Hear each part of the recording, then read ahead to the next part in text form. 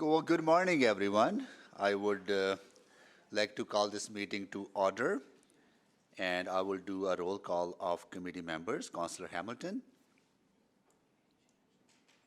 Good morning.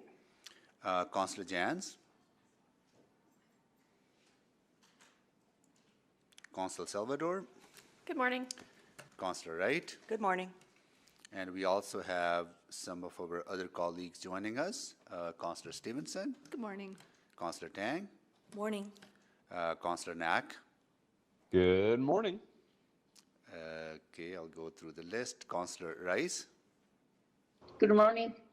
Councillor Principe, Good morning. and that's about it for now. Election of the vice chair. Exciting work I get to do. Okay. I will now call for nominations for vice chair of executive committee.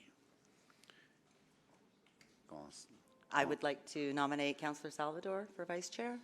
Okay, Councillor Salvador, do you accept the nomination? Yes, I do. All right. Are there any other nominations?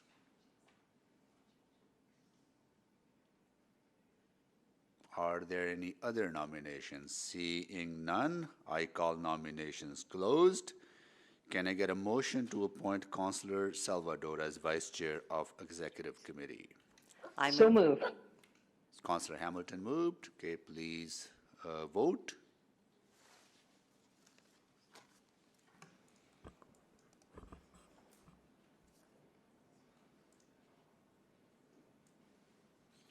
We have 4 votes. Display the votes, please. That is carried. All right. Congratulations, Councillor Salvador, for being the Vice Chair of the Executive Committee. All right. Moving on, so that is done. Roll call, elect the Vice Chair. Adoption of the agenda. Councillor Hamilton? Yes, I'll move adoption of today's agenda. I don't have if there's a It's- summary it's of agenda changes. Addition, There we go. Addition Rapid Yeah. Housing Initiative Investment Plan. Okay.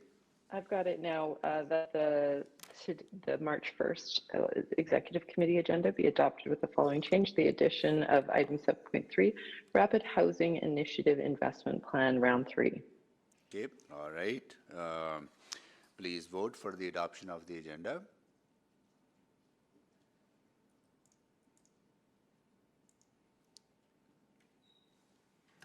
We have 4 votes. Display the votes, please. That is carried. Approval of the minutes. Councillor Salvador, you want to do that? Yep, I'll move the approval of the minutes from the February 15th, 2023 Executive Committee meeting. Okay. Any errors or omissions for the minutes? Seeing none, please vote.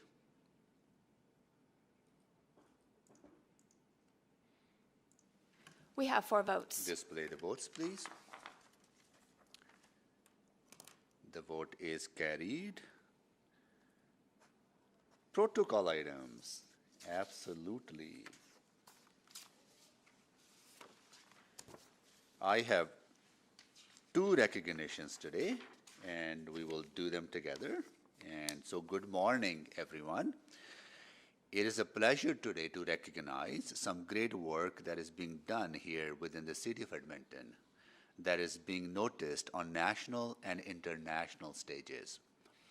Blatchford is a bold and transformational land development project that furthers multiple City of Edmonton strategies. It supports and advances the city plan, including building a healthy city, creating vibrant urban places, and transitioning to a low-carbon future. City Council's vision for Blatchford is one of innovation and sustainability. I'm excited that we are creating a great community for today and building a path towards a more climate-resilient tomorrow. Blatchford is an important example of what is possible, and I'm pleased that others are taking note. On February 16th, the Canadian Home Builders Association awarded the City of Edmonton's Blatchford community with the top honors at the National Awards for Housing Excellence. Blatchford was selected as the winner in the Best New Community category, which recognizes excellence in performance by developer and home builder members who create attractive, exciting, innovative, and environmentally responsible communities. I would like to recognize the City of Edmonton staff who have played an important role in this success. Please stand if you're here, if you're present today. Tom Lumsden, okay. Cheryl Mitchell, Larissa McClure, Neil Upshall, Danny Tran, Lauren Bridges, Mel Garcia, Oprah Matara, and Jolene Elmore. Congratulations and thank you so much for your work.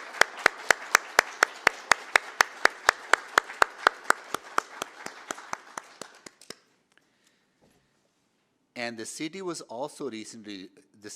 also recently received international kudos from the International Slurry Surfacing Association.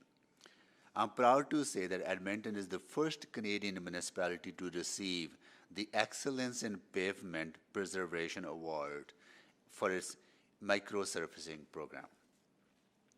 Edmonton's preservation program, created in 1993, is one of the oldest and the largest in North America. Microsurfacing is a proactive seal coat made up of a thin, tough layer of asphalt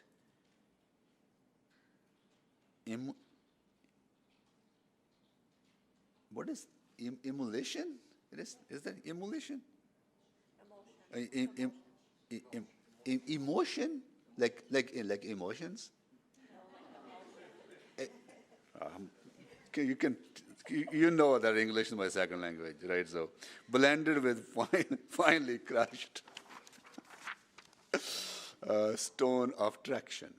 Edmontonians expect us to deliver on the services they need, and this includes caring for the roads they drive on to get to work, school, or to their loved ones each and every day.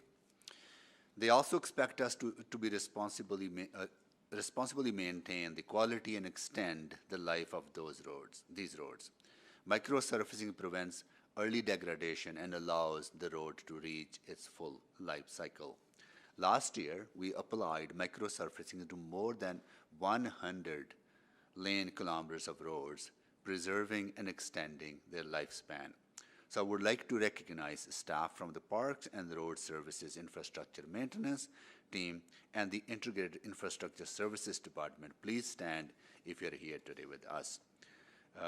Stephen Pietrasa, right? Yep. Okay. And Gerald Henry, Armando Guzu, Hamid Suleiman,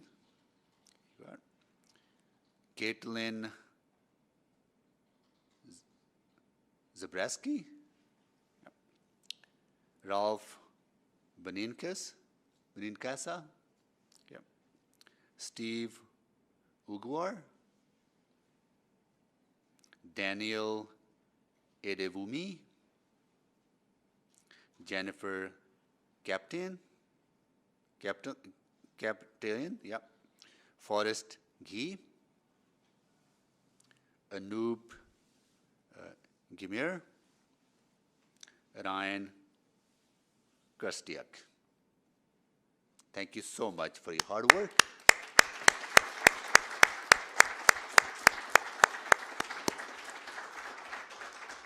So thank you for your hard work in the service of Edmontonians, and congratulations on this award.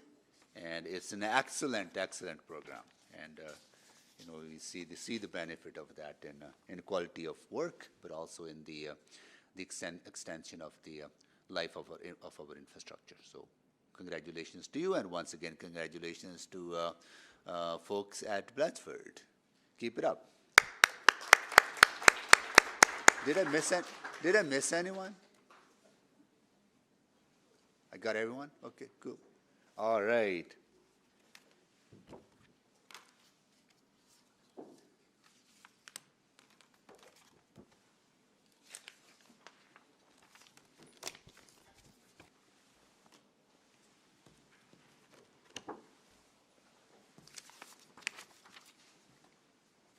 How you say that word?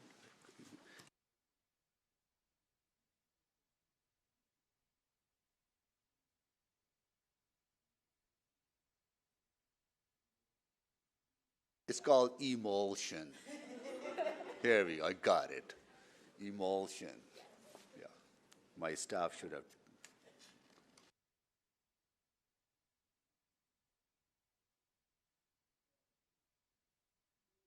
Are done. Select items for debate. All right, colleagues.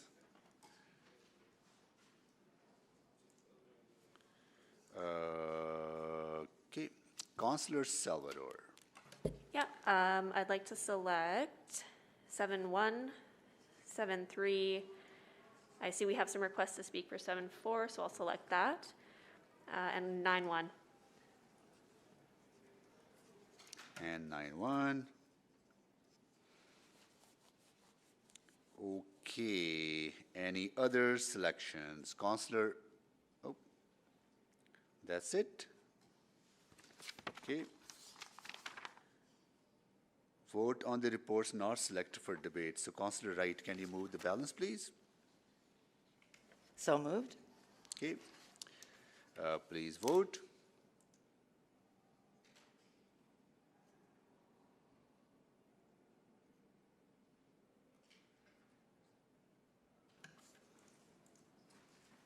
We have 4 votes.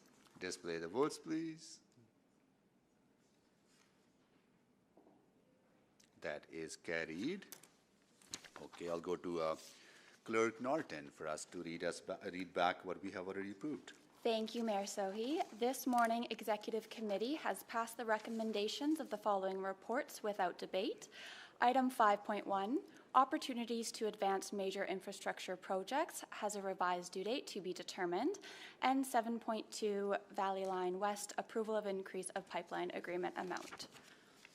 Thank you. Request to speak. We do have one. On 7.4, I'll move that we hear from Rocky Furrow, Edmonton River Valley Conservation Coalition, joining us remotely. Please vote.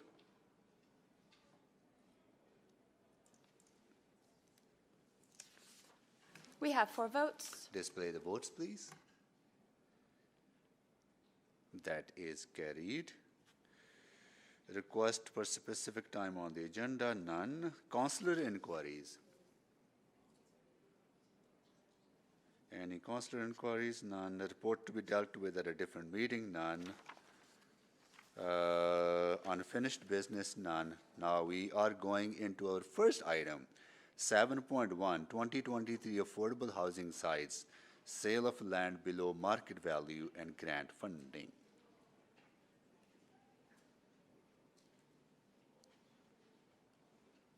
You're going to be busy today, Crystal. Yeah. You're always busy. Extra busy this week, yes.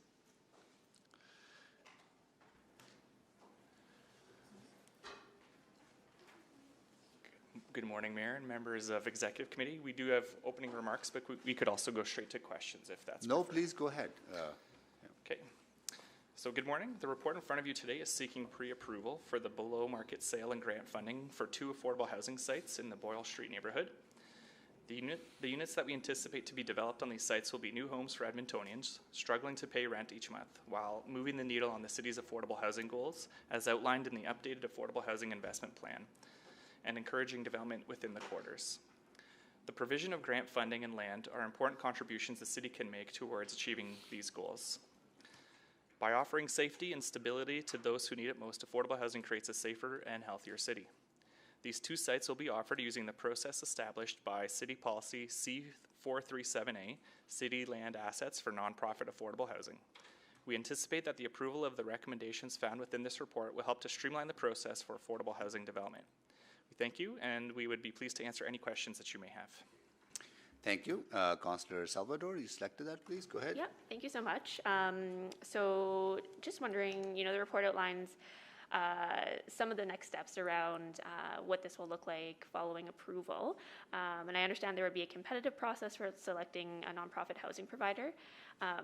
Just trying to get a handle on sort of where on the affordability spectrum these projects would be targeting.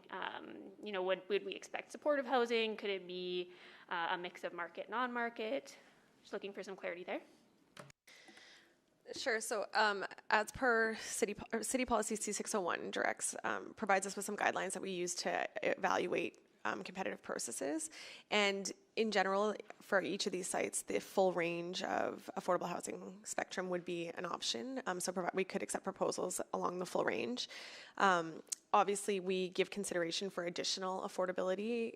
So when we're negotiating proposals or when we accept a proposal, one of the things we're definitely looking at is additional affordable housing, or from an affordability perspective, that's one of the things we prioritize. So the more affordable, the more likely it is to be prioritized. But certainly the full range, including mixed income projects, would be eligible to apply on this site. And depending on the proposals we get, that will ultimately determine what goes there in terms of affordability.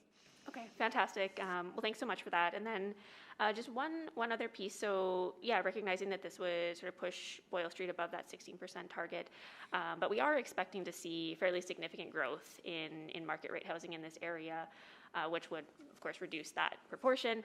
Can you just share some of the expectations around that anticipated growth? So based on the current zoning, there are approvals in place from a planning perspective that allow for a lot more density to occur within the quarters. In terms of the current demand within the market, we are seeing that there's been a slower uptake within the quarters, and so we're trying to make sure that we find different ways to list properties and work with the brokerage community specifically on what we can do to help attract investment into this area. I believe that there's lots of potential within the quarters, but we still need to find different ways to encourage safety and stress community involvement within that area to encourage more development to come in. Right. Okay. No, that makes sense. And there is just so much potential in this particular area, and it's a fantastic location. Those were my two primary questions, but I see other folks on the board. Thank you. Thank you, Councillor Salvador. Councillor Wright. Thank you very much. I'm just wondering, designating is it the Corman block as the municipal historic site, would that make it sort of financially prohibitive for some groups to be able to finance? It can make it a little bit more challenging for sure, and so we're going to explore all the different types of proposals that can come in. But when you do have a historical building, there are different components of managing that type of facility that make it slightly more difficult. However, we'll see what types of proposals can come in and solutions that people can offer from the private sector. And so then as a historical site, so they would have to maintain the outer facade and everything. What about interior? So that will typically be governed by the rezoning process. And so as we designate, or as we look at the designation that's currently in place, that will specify exactly what's in there. And I might pass it over to, I'm not sure if we have David Holdsworth that can, or sorry, David Johnson to identify that for us. Yes, thanks, Bart. I am on the call. To your question, Councillor Wright, if this building was designated as a protected municipal historic resource, we would focus our attention on the exterior of the building, and interior alterations would be allowed to accommodate new uses. Okay, perfect. Thank you. And I drive by it every day on my way in, so I'd love to see that renewed. And then this would also, with the parking lot that's around there, that would also allow that to be developed for housing as well? Or is it just the building itself? No, it's the entire It's site. the- yeah. Okay, okay, awesome. And then,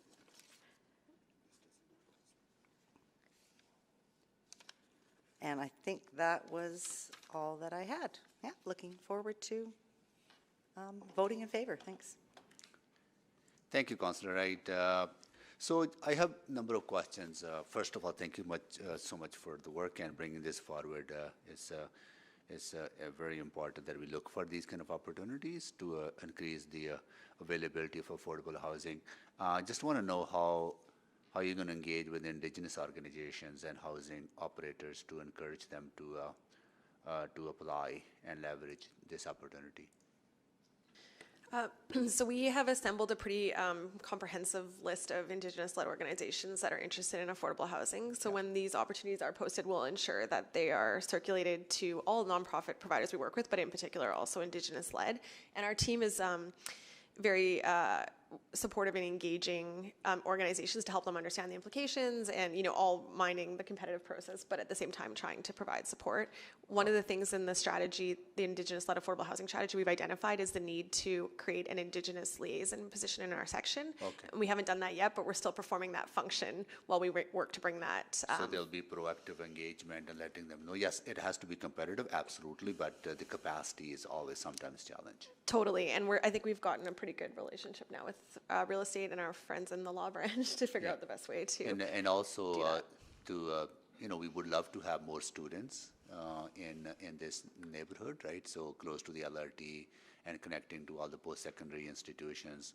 Any specific effort, maybe reaching out to some of the student organizations or post-secondaries if they're interested in affordable student housing.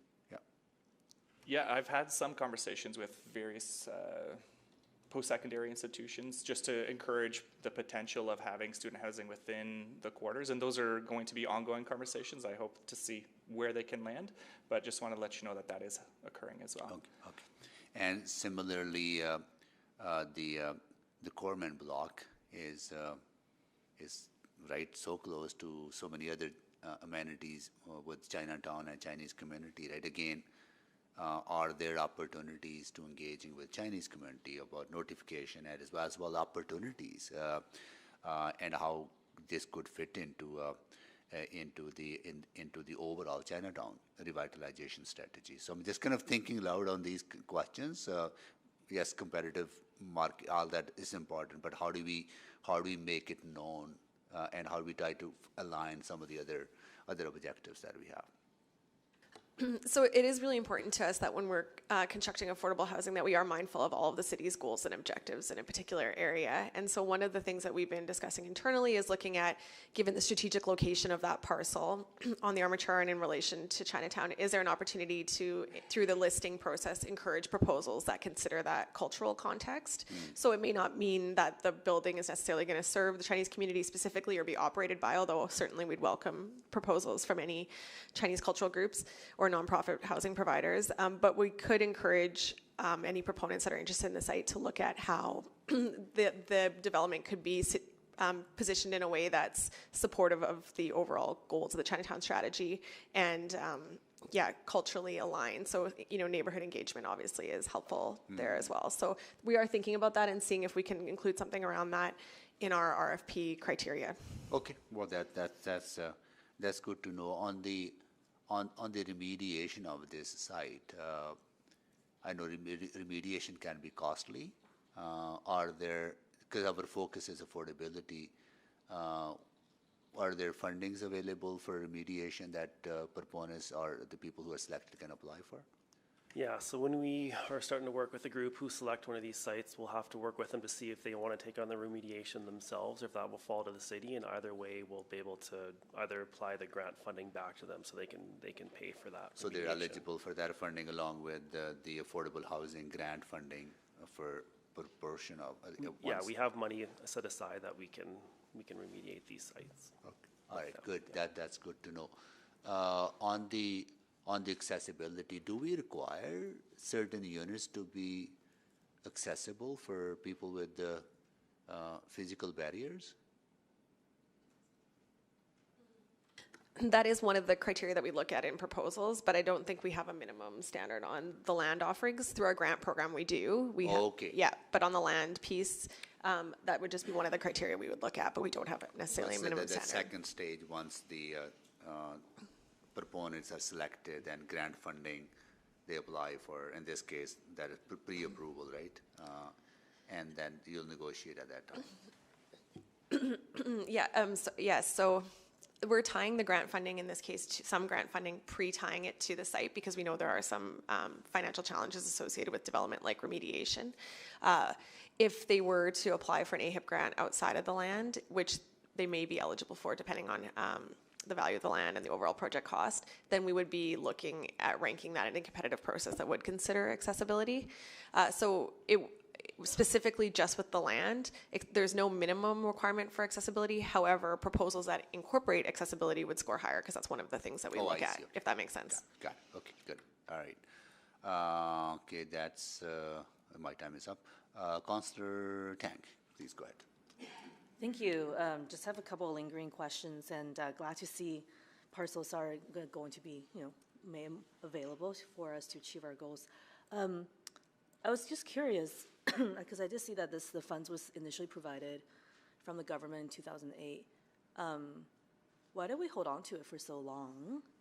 And I'm just curious, kind of what's the conversation since then until now? Sure, I'm happy to speak to that. So in the case of the Corman Brook, it was actually previously approved for an affordable housing project, the Artist Quarters project, but unfortunately that project was unable to see itself through to completion. So when we were advised just a couple of years ago that they were unable to take advantage of the site that we had allocated to them, so they returned, essentially we waived that agreement and are back to square one on the site. So that was part of it. That site had been tied up for quite some time. With respect to the other one, and there's part of it is in the interim period between when the sites were acquired and when we brought in 6C01 or policy 6C01, which has that neighborhood ratio, we saw that, this area already does have quite a bit of affordable housing. Is there something that we could do to see if there's obviously strong interest on the city's side to have private market investment. So we did want to take some time to try to market the sites to the private market. And so they have been marketed quite extensively over the last few years, but it's just given the lack of interest and the fact that the sites were purchased using external funds. If a private market developer had been interested, we could have sold the site and then used that money to put into a different affordable housing project. But given the lack of private market interest at this time, we decided that we didn't want to wait on these sites any longer. We need to report against this grant requirements from the province, and we know that we can use them to create some good affordable housing projects. So. Great, that's very helpful. And then just on the Corman Block, the condition now will be, obviously quite different from the last time. It's much more ripe now for, for this transaction or whatever, right? I think the vision of I think the fact that we're not tying the site to a specific vision, target demo, the way that it was, target demographic, et cetera, the way that it was done previously, the fact that we're doing an open competitive process that allows proponents to come to us with their ideas, I think will help ensure that we are able to get a successful project for sure. That's good. That's good to hear. Thank you. Just recently been having lots of conversations about the underinvestment in the quarters and lots of activities underway. And then just on that remediation piece, so I'm clear, it could be the city, it could be the buyer, but that needs to be still negotiated or discussed once you get to that stage. Yeah, we'll work with the successful proponent and we'll figure out what process works best for them. There's just certain cost efficiencies that a developer can sometimes realize when they're in development. They can dig it up and store it somewhere else as opposed to cleaning it before development. So we can work with them to figure out what works best and what's the most cost-effective option. Great, yeah, no, that's good. And you had mentioned, I think Bart, you had mentioned that there is lots of interest or growing, or you're working, with various sectors to make sure that there is interest in investment. So, on this two particular parcel, we know there is interest, yes? Yes, and so I think Crystal can speak to this a little bit, but we have heard of some interest from the nonprofit housing providers currently, and so we hope that Between those and others that may be interested in this site, this allows for that process and that competitive offering to go out there and really start encouraging more and more offers, especially when we're showcasing that we're open to different solutions around the type of mix of affordable housing, and then also on the price side, which makes it a little bit more enticing. Great. Nothing to add? Yeah, I would just confirm what Mr. Jarocki said, which is that we have heard some expressions of interest from nonprofit housing providers in this area. We won't know until we actually go out and test, obviously, but we're going to do everything we can to encourage as many, eligible proposals as possible to look at. Perfect. Awesome. Thank you so much. Okay. Thank you, Councillor Tang. Councillor Rice. Thank you, Mayor Sohi. So my first question is about, I understand our targets and for the affordable housing by 2026 will be 2,700. So I'm so glad, and in the past 4 years, we actually exit the targets. So my question is, do we have actually the affordable housing land sites in inventory and to meet this target? Thanks for the question, Councillor Rice. I don't believe that we do currently have sufficient land, but to meet the targets identified in that 2,700 target.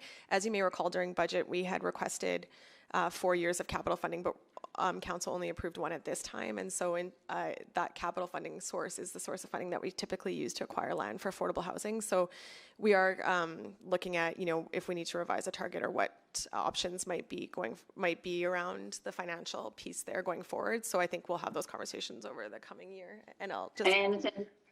Okay, thank you for that answer. And do you have specifics of what's the current inventory looks like?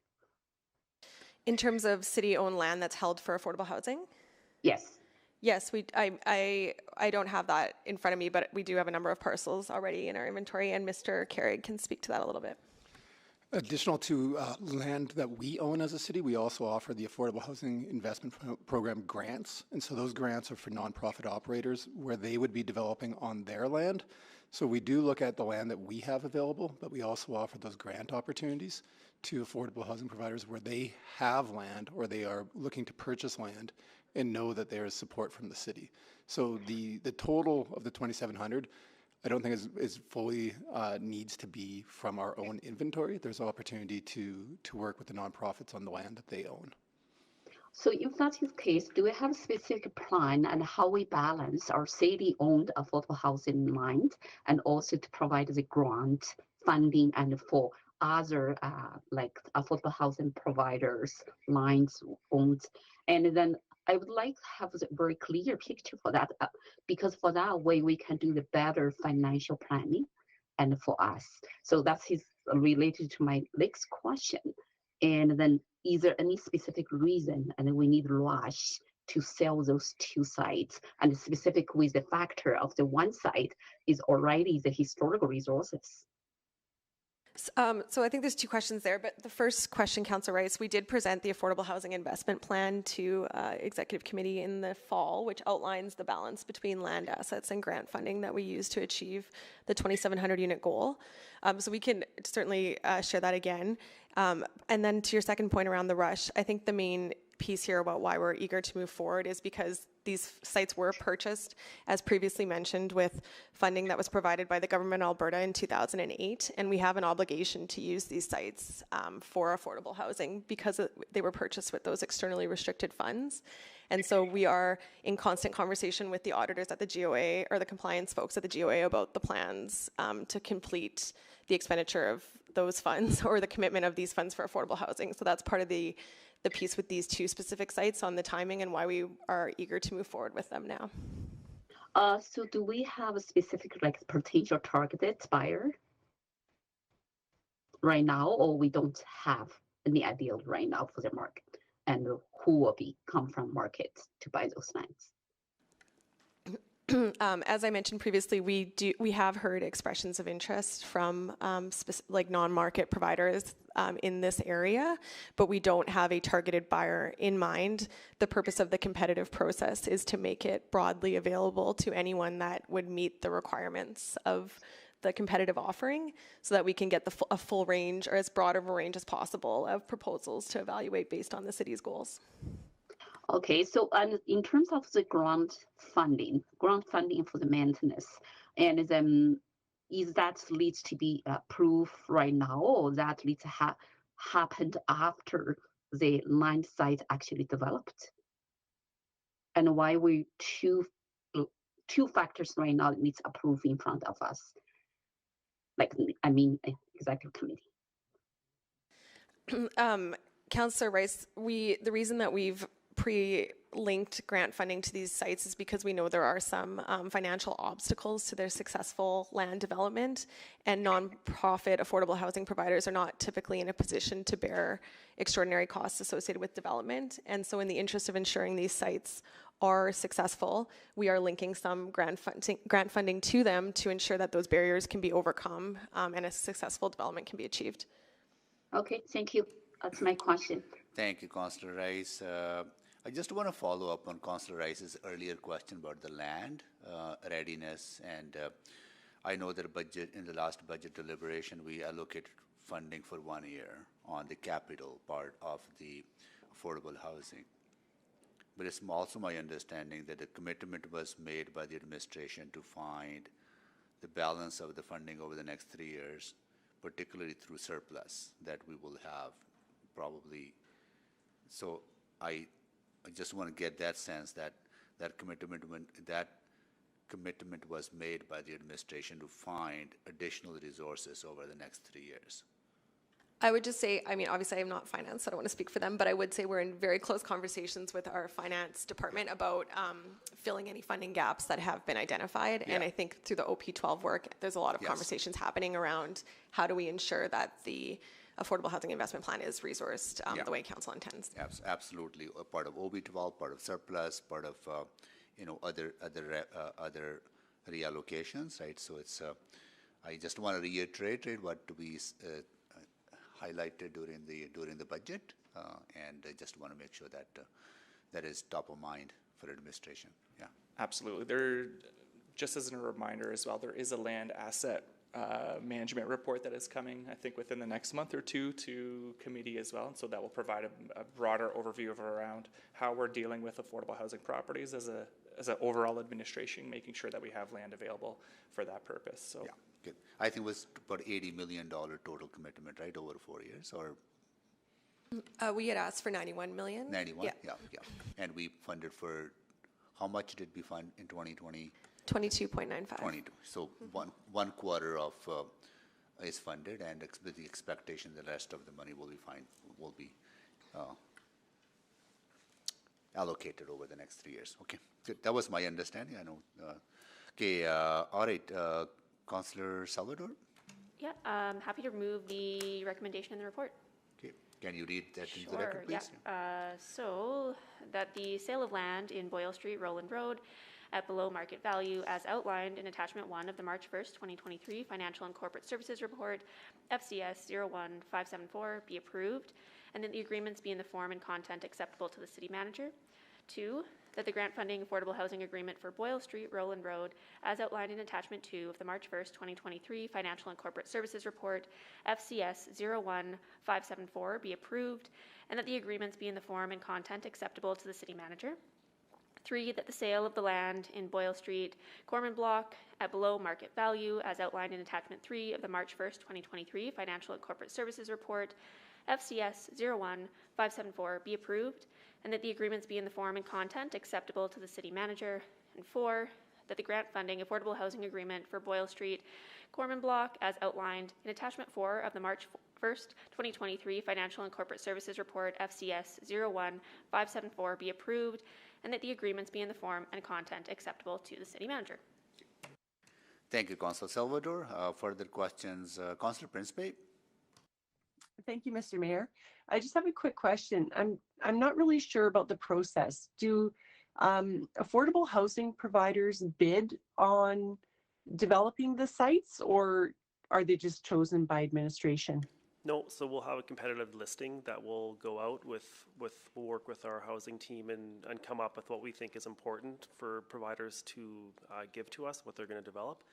and then we'll go through and we'll select a winning bid out of those groups that submit an offer. Yeah, okay, great. That was my only question. Thank you. Thank you, Councillor Principe. Councillor Wright? Thank you. And those, that selection then is based on a matrix or, okay, so it is. That's correct. It's fair. Yeah. Okay, awesome. And I'm just wondering about the market value currently at $6 million. What was the value back in 2008 when it was bought from the province? I guess my point or my inquiry is that we're really not losing $6 million. It's probably a lot less from the original purchase. I believe it's 3.6 million. Was the original value when value? it was Okay, purchased, yeah. awesome. Okay, and then just going back, initially, one of you commented about safety in the area. Wouldn't having more activity of people there on a 24/7 basis improve the safety? Absolutely, and that's part of the reason why we're moving down this path, while also getting the pre-approval for grant funding as well as the below market sale. We really want to encourage any bidders to come forward and provide a proposal, because the more traffic we can get, the more development that can actually occur within the quarters is only going to make it that much safer for everybody and help grow the whole neighborhood. And that'll encourage other developers to come in and. For sure, absolutely. Okay. Awesome. Okay, thank you very much. Thank you so much, Councillor Wright. Just two more questions popping up in my mind. One is related to if rezoning is required, right? Do we have a process to, I know rezoning eventually has to be approved by council in a very in impartial way, but is there a process to kind of expedite the overall process of bringing that forward to council quicker when it comes to affordable housing? It's a great question. So the approval here would allow us to enter into an agreement quickly, because we've already received the approval from council through this meeting, assuming it's voted on. On the rezoning side, we can work with proponents to help them as they apply for that process. However, it would still have to go through a regular public hearing and go through council. I would just add that we do have a pretty standard process in affordable housing where we work with the client liaison unit and development services to prioritize all affordable housing development in Edmonton. Okay, that's good, because there's so much need, and every 1 day delay adds to the cost, right? So we just being mindful of that. Yeah, okay, good. All right, that's great. Looking forward to it. Great. All right, so that concludes all the questions. We have a motion on the floor. Anyone to speak?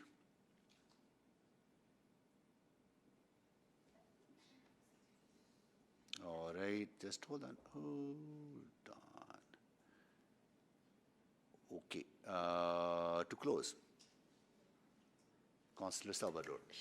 Oh, Councillor It looked like someone was trying to click on. You can speak to the other item in a broad sense, because affordable housing, everything. Oh, you want to say a few words on this too?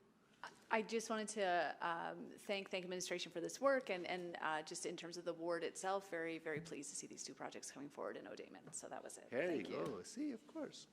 Right on. All right. So, yeah, thank you so much for all the work you've been doing. Greatly appreciated. Okay, Councillor Salvador to close. Yeah, thank you, and really, really appreciate the work that administration has put into this. Making land available really is a critical tool that we have at our disposal to support the development of affordable housing across the city, and these locations make a lot of sense to me. They're really well connected to amenities, centrally located, and represent an opportunity to help revitalize the area.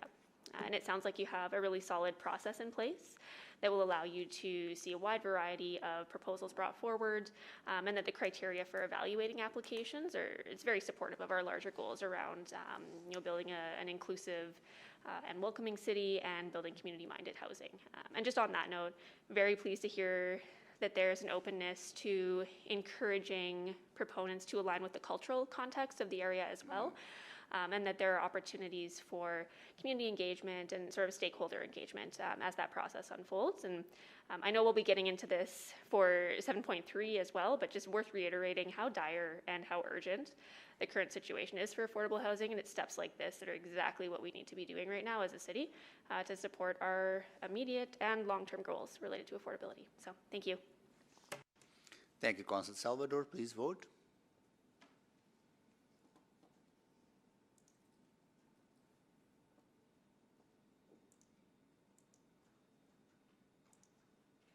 We have 5 votes. Display the votes, please. Here we go. It's carried unanimously. And please go ahead. And we're moving on to our next item, which is 7.3, Rapid Housing Initiative Investment Plan, Round 3 of Rapid Housing Initiative. If I could interrupt, Mayor Sohi, 7.3 was actually already set as time specific for 1:30 p.m. Oh, yes. Oh, I didn't even see that one. Okay. Well, then we go to 7.4, right? McKinnon Ravine Pedestrian Bridge Replacement Project, Environmental Impact Assessment. All right. Okay. Good morning, Mayor and members of committee. Adam Lachlan here. Not feeling the greatest, so remote today, not in person, but Pascal is there today in person. So just a few opening comments, just around environmental impact assessments and reinforcing that they're core and critical part of any infrastructure project that touches the River Valley bylaw boundary. That's both in the public and private sector. We wanted to take a moment to restate the purpose of EIAs.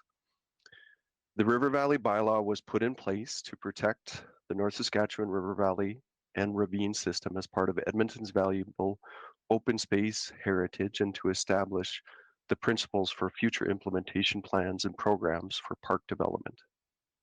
The EIA guides the development of the project, design choices, and construction methodology by understanding the conditions and sensitivities of the surrounding area and providing direction on how to eliminate, minimize, or mitigate the potential impacts of the project.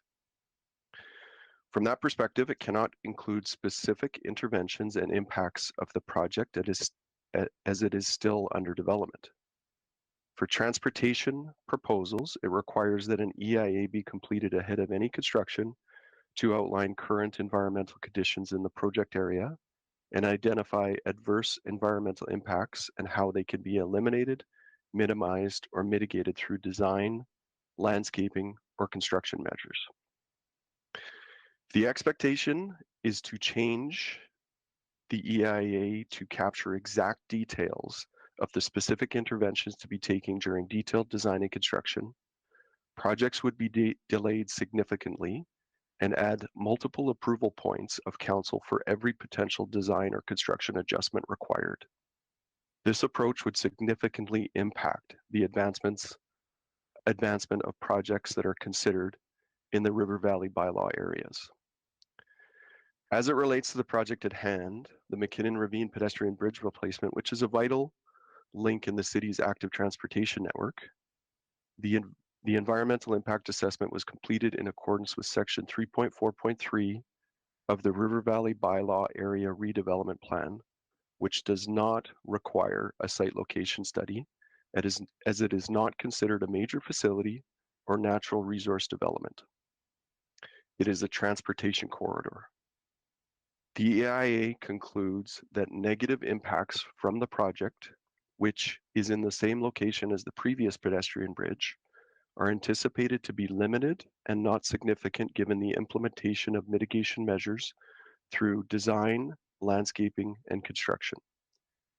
As we move forward into construction, mitigation measures are documented in the Environmental Construction Operation Plan developed in collaboration with the contractor, and every effort is made to minimize the impacts of the project, including the restoration and replanting. Landscape and restoration plans are reviewed in detail by the city subject matter experts to ensure that plans adequately restore any lost vegetation as part of the project. Thank you, and we'll step back to allow the speaker. Okay, thank you so much. So we will, you can remain there because the speaker is joining us virtually. I will call now to see if Raquel Firo, Edmonton River Valley Conservation Coalition, is joining us. Here you are, Rocky. Nice to see you again. You know the process. You have 5 minutes to make your presentation. So please go ahead. Okay, thank you very much. Mayor Sohi and Council, thank you. Yeah, ERVCC feels a bit awkward speaking to this item because we haven't had much time to speak to Grosvenor Community League or speak to Crestwood. Sorry, there was just some noise in the background. But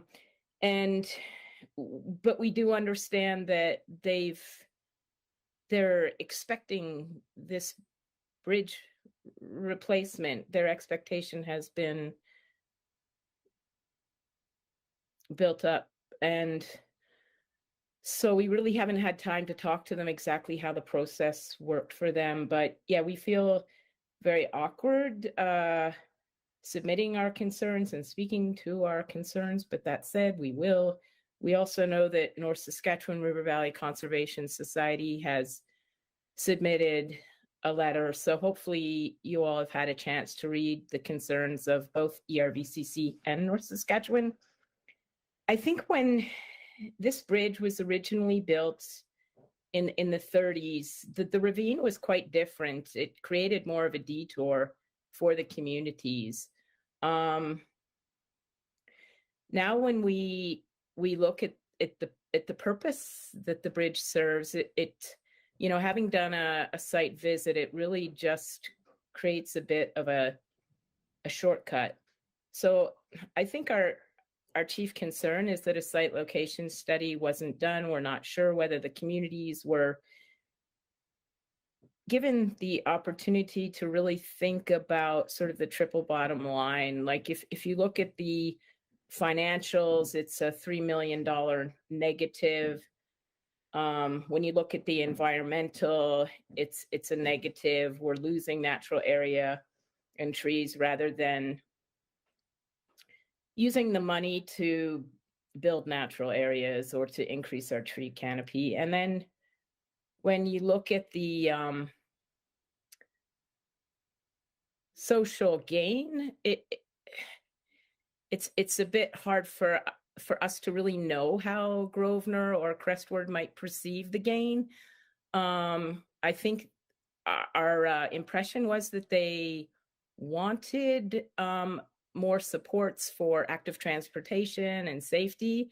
Could there be a better way? So without that sort of holistic approach and without that site location study, it makes it very awkward for us. So, when we look at 3 million and see that, land still needs to be purchased for Decatur, how much land could that buy? How much natural area could we gain? So we really have concerns around lack of site location study and how this process played out. The administration said that we had no concerns, and I think that was quite a misunderstanding, because we just said that we would, since the design was not very specific, we'd like to be kept informed. And we were surprised then when we read administration's report and they stated that we had no concerns. We do have concerns, and really, I think our ask, although it feels awkward, would be to have council return this project to administration for a site location study and for a more robust approach to the communities in terms of starting the conversation in a place that really considers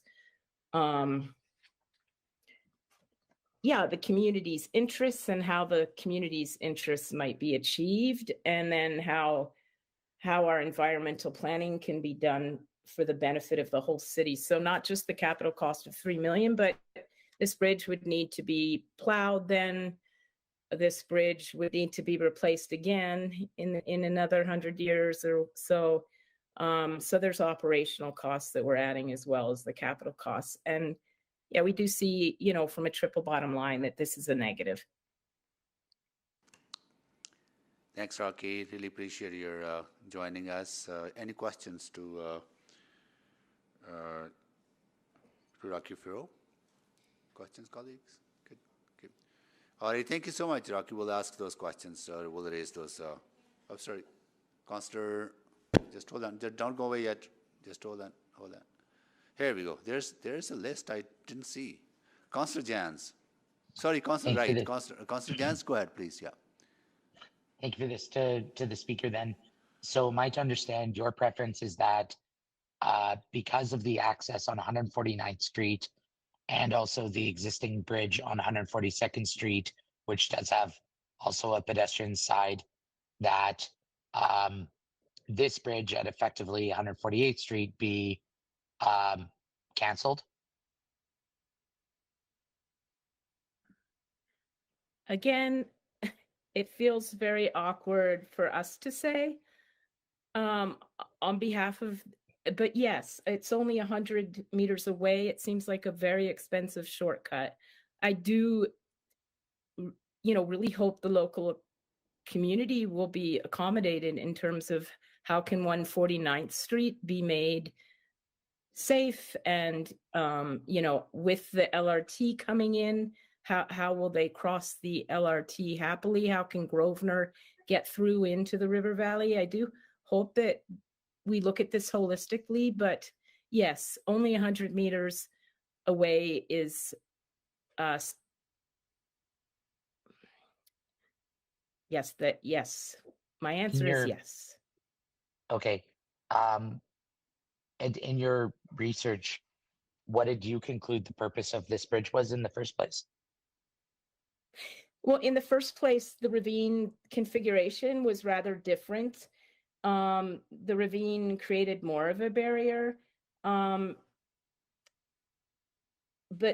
since that time, the tip of the ravine has been filled in and 149th Street was straightened out, making it easier for people on the south side of the ravine to get to Stony Plain Road. It was just a very different time in 1930. I could give you a longer answer and I can supply you with this in written form.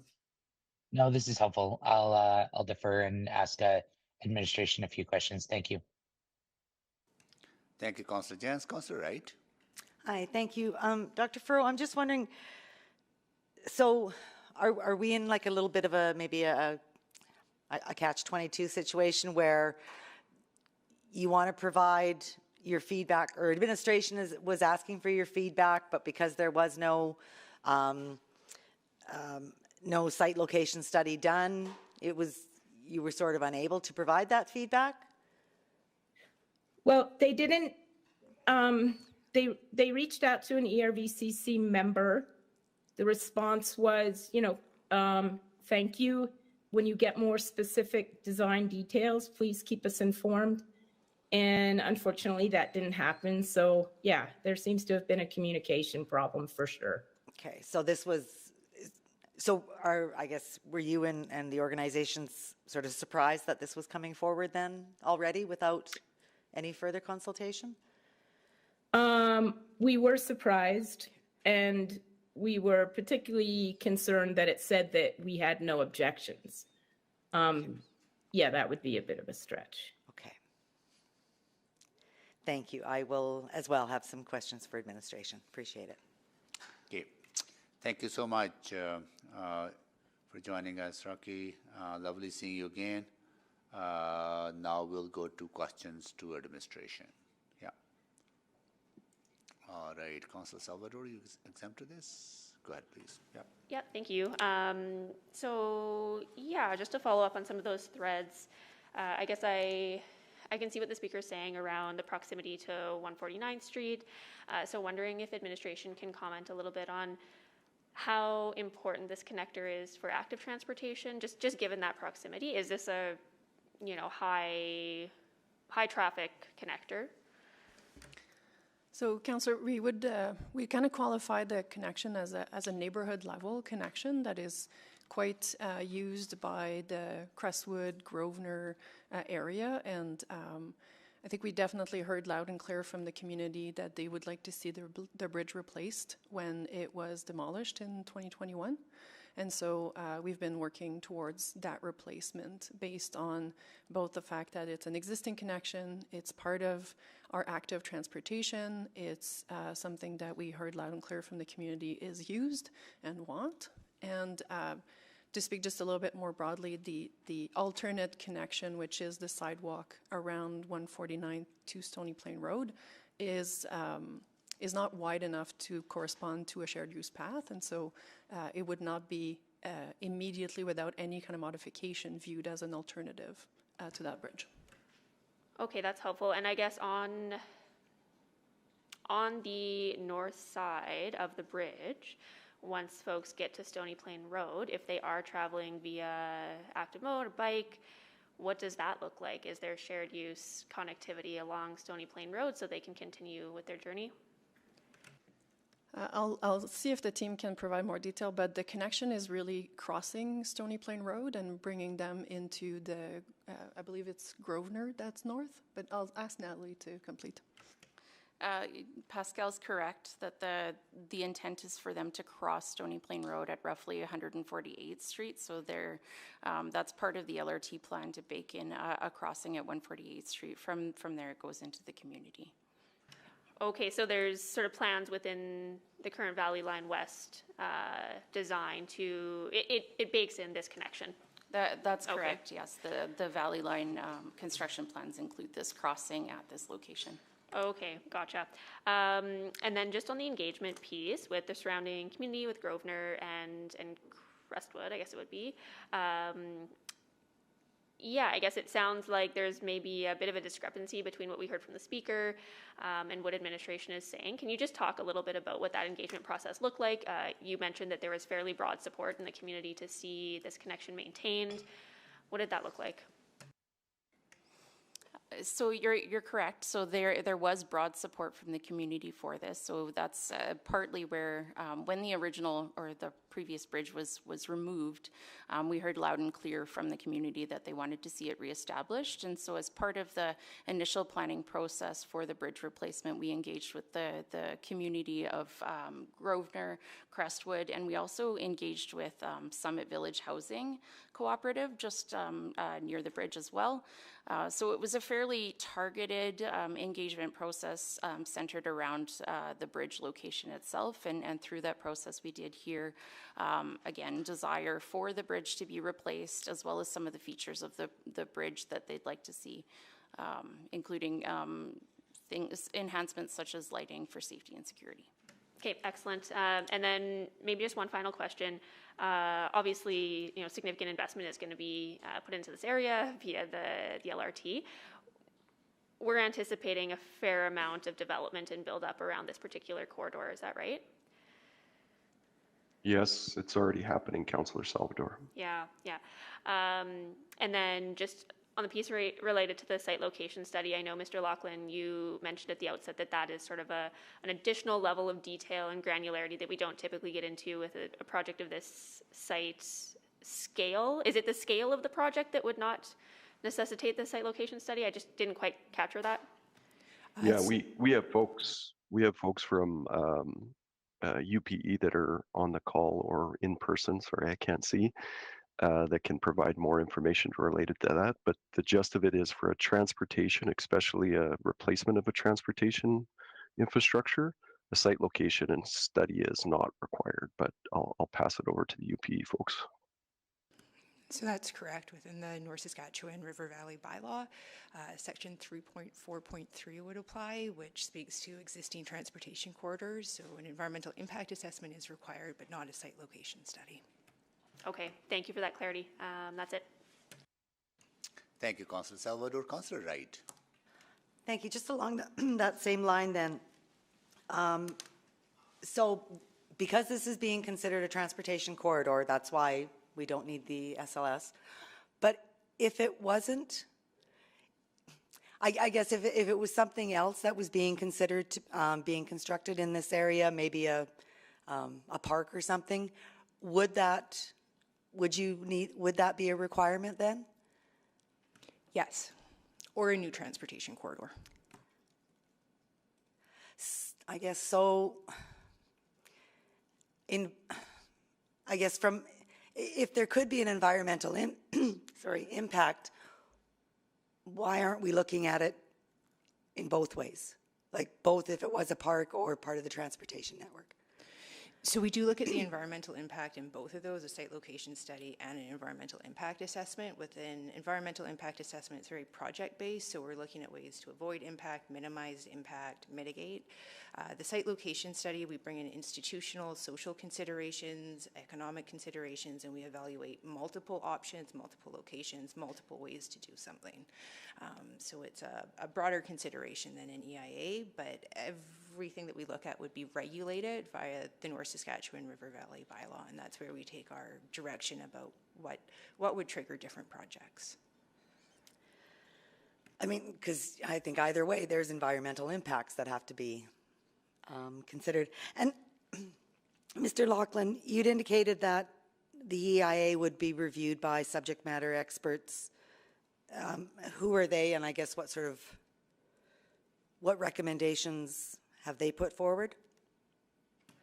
The EIA was completed by AECOM, a consultant that completed the environmental impact assessment on our behalf.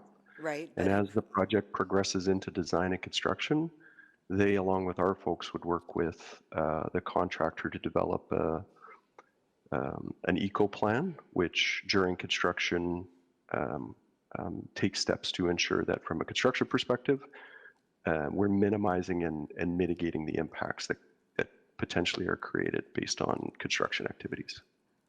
So those environmental experts are within the city's realm, is that right? Or do we?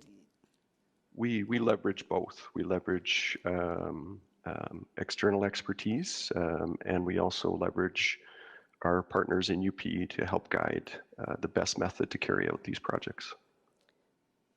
And our partners in UP have environmental, scientific knowledge, expertise?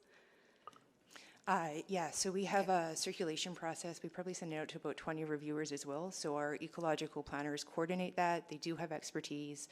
They reach out to natural area operations, to forestry, geotech, community services as well, and they compile, coordinate the feedback received through all the different reviewers.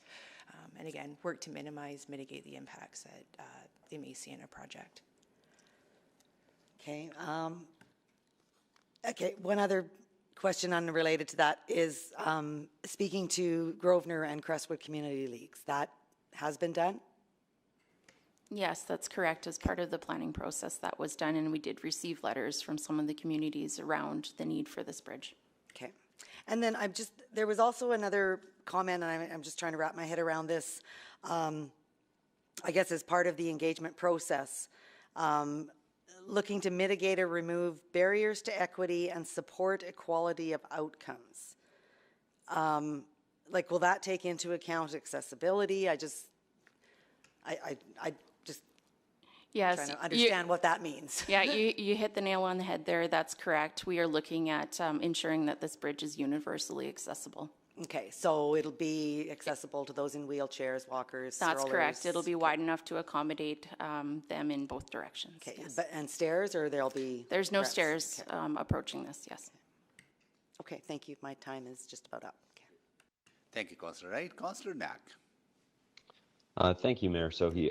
Not too many questions. Yeah, I appreciate there's been a lot of engagement with the local communities, and I'll speak to that at the appropriate time about their desire to see it. But the only question I have left came in related to lighting, because I do know there was some reference to that in the letter we received from the North Saskatchewan River Valley Conservation Society, and Crestwood also had sent a letter about that. And I think there's ultimately a desire to have lighting from the communities. At the same time, I know that somewhat conflicts with the perspective of the Conservation Society. And so I was just wondering if you can provide a bit of a final update as to where we've landed on that notion of lighting, how that would be incorporated in the final design. Thanks for the question about the lighting. It has been one of the topics that there's a bit of a tension around. The community has expressed interest in seeing more lighting on the bridge and in the area from a safety and security perspective, and from an environmental perspective, reducing the lighting has its benefits. And so what we've done with the final design is we've placed light on either end of the bridge. We've reviewed the light spill effects in the area as well to ensure that we're not having significantly negative impacts on the river valley itself. So we think that we've come to a bit of a balance here where there's lights at either end of the bridge, not any lighting mid-span, which I know the community had wanted to see. But again, with a little bit of the tension there, we feel that we've come to a bit of a balance.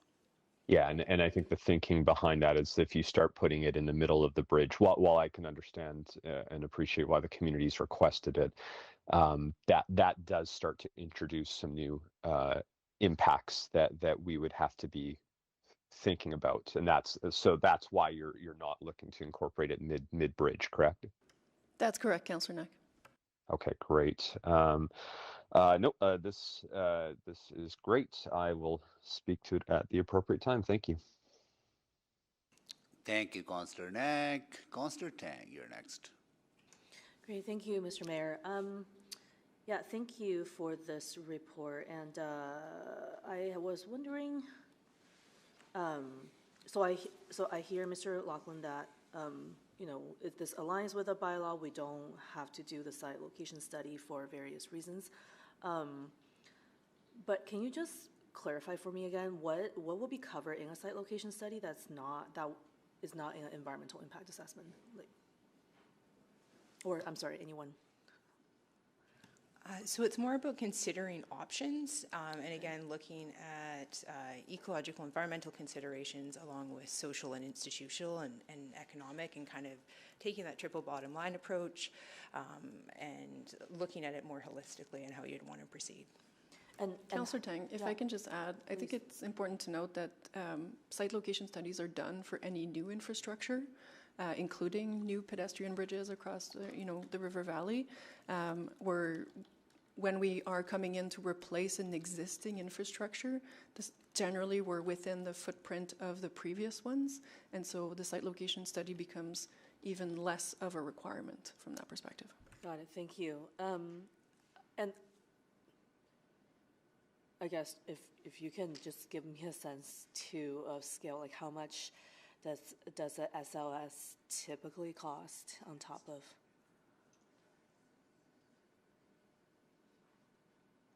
Or is that something typically done within the existing? It really depends on the scale of infrastructure, of course. Sure, yeah. I think we would say that for this scale of project, it could be somewhere between $10,000 and $20,000. Okay. And then I think there's an earlier comment too about, if this gets delayed, there will be some significant consequences in terms of financially, but also, not providing, adequate infrastructure for the area. Wonder if you could just elaborate on that. Well, so we come to council to get approval of the EIAs ahead of construction. And as we mentioned, the EIAs guide how we're going to be delivering the project and do the construction. And so if we were to be looking to provide the details of our construction plans, we would have to come back to council.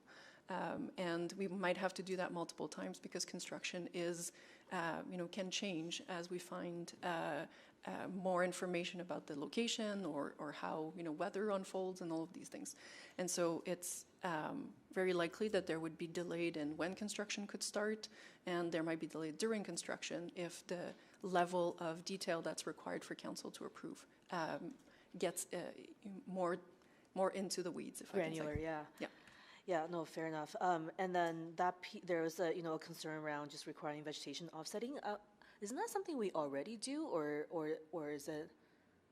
Absolutely, it's always part of our projects. Interesting. Okay, thank you. And then I guess finally, I was actually quite surprised to see that line in the report when I read it, that some of the environmental groups didn't have any concern. And I think that we heard from the speakers that disconnect, and I understand that the coalition has reached out to the planning team in the last week. Did we hear back from the other groups that was mentioned in the report? So we have had conversations with them, and we've reached out earlier on in the design process, so somewhere in the realm of mid 2022. We had reached out to a number of different groups, including the Conservation Coalition. We had received email back noting that they were satisfied that we were mitigating the impacts in the area and asked a request to keep them in the loop. We haven't heard much more detail around the other stakeholders, but perhaps if Christopher Wintel's on the line, perhaps he can expand on some of the other groups that we reached out to. Sure. Thanks, Natalie. So we did reach out to a number of groups, Paths for People, the RVCC, River Valley Alliance, Sierra Club, and Bike Edmonton. So some environmental groups and some folks with more of a focus on the bike network itself. Responses were received from Paths for People, the RVCC, as has been discussed, and Sierra Club as part of the process. Okay. Yeah. Right. Okay. I mean, I think to have kind of that discrepancy and to say something quite contrary from what we're hearing from the community, that was a bit of a flag for me. Anyways, I'm out of time. Thank you. Thank you, Councillor Tang. Councillor Rice. Thank you, Mayor Sohi. What I heard here, and when the old bridge was demolished in 2021, there are lots of community engagement has done. So for the decision of replacement, is the decision already made back to that time, 2021, or the decision made and before the demolish was done? So how that timeline looks like? And because this is the impact and the current decision right now, we're going to do the construction. So, Councillor Rice, the bridge was demolished, and I apologize, it was February 2022. So when the bridge was demolished, it was for safety reason, and so we had identified the bridge as needing replacement in future years.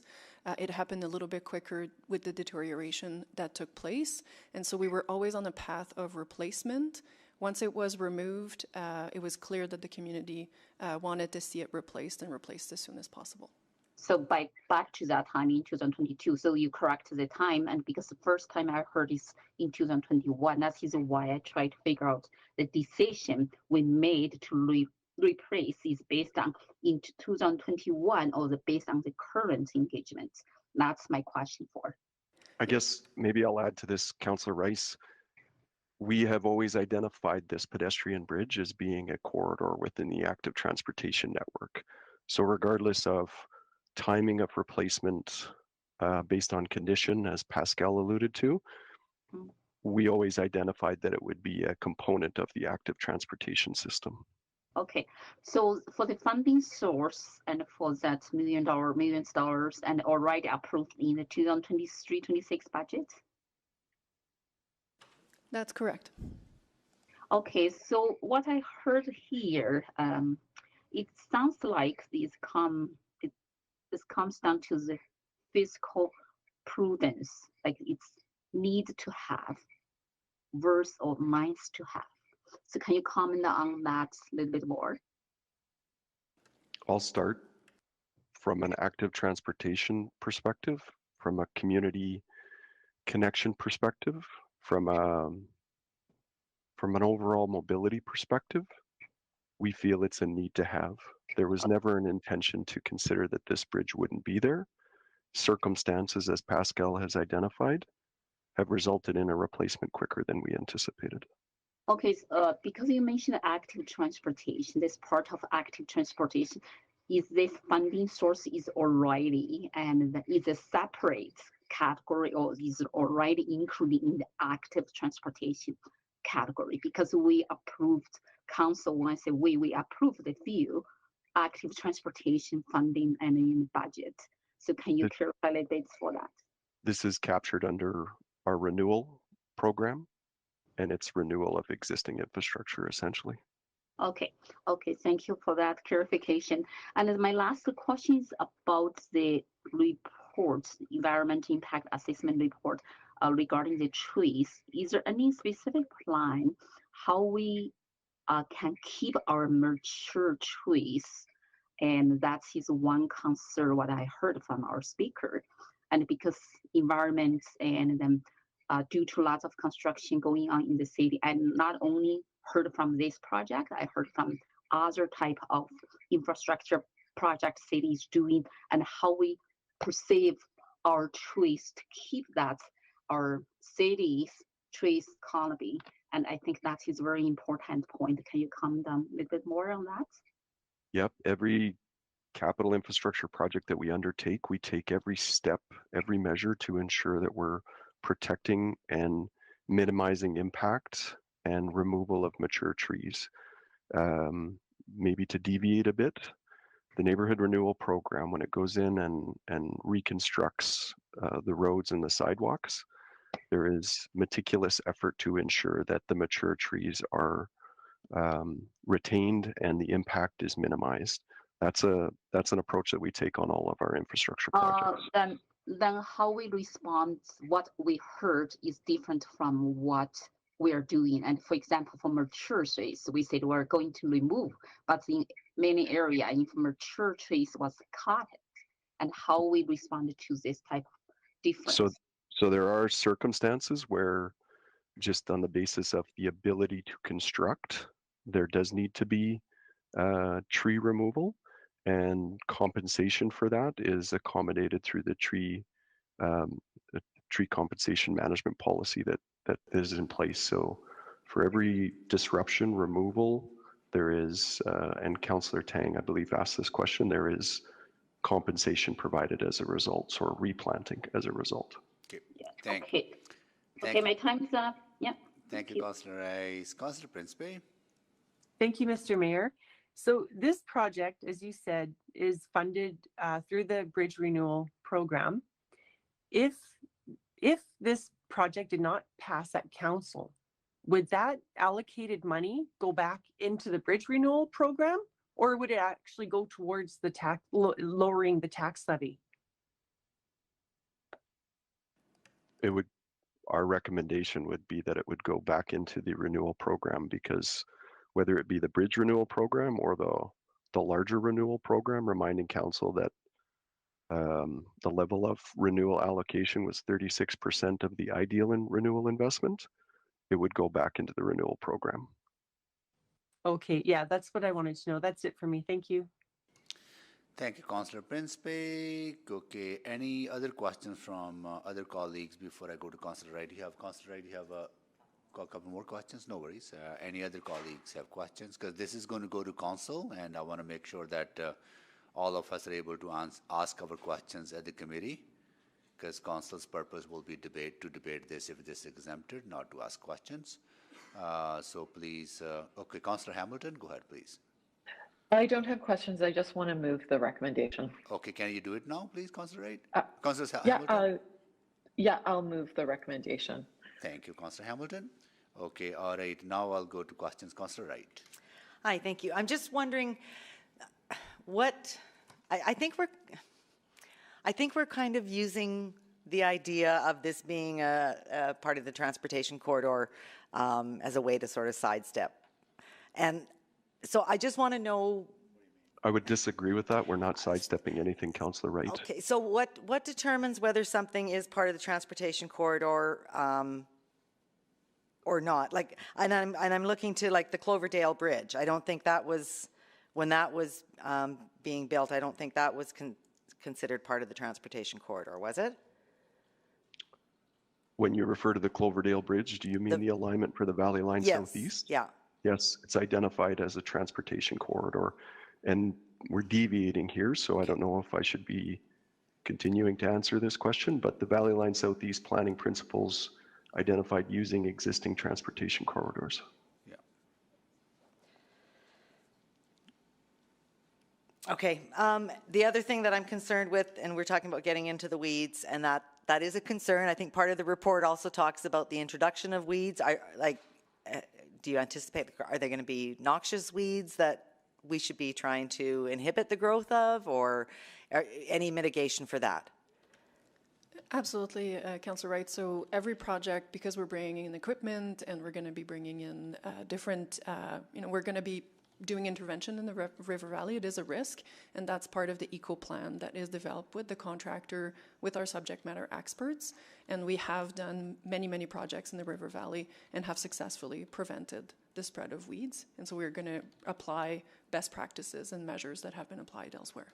Okay, and those mitigation factors, that will be included in upcoming reports, or? That is part of our processes. So the eco plan is part of the project elements. So it's not something that is being brought forward to council. Okay. Okay, thank you very much. Thank you, Councillor Wright. Councillor Salvador? Yeah, just one quick question. So 148th Street, is that a bike route? Like, is it an identified bike route, or is there plans for it to be a bike route as part of bike plan implementation for that north-south connectivity? We're just checking.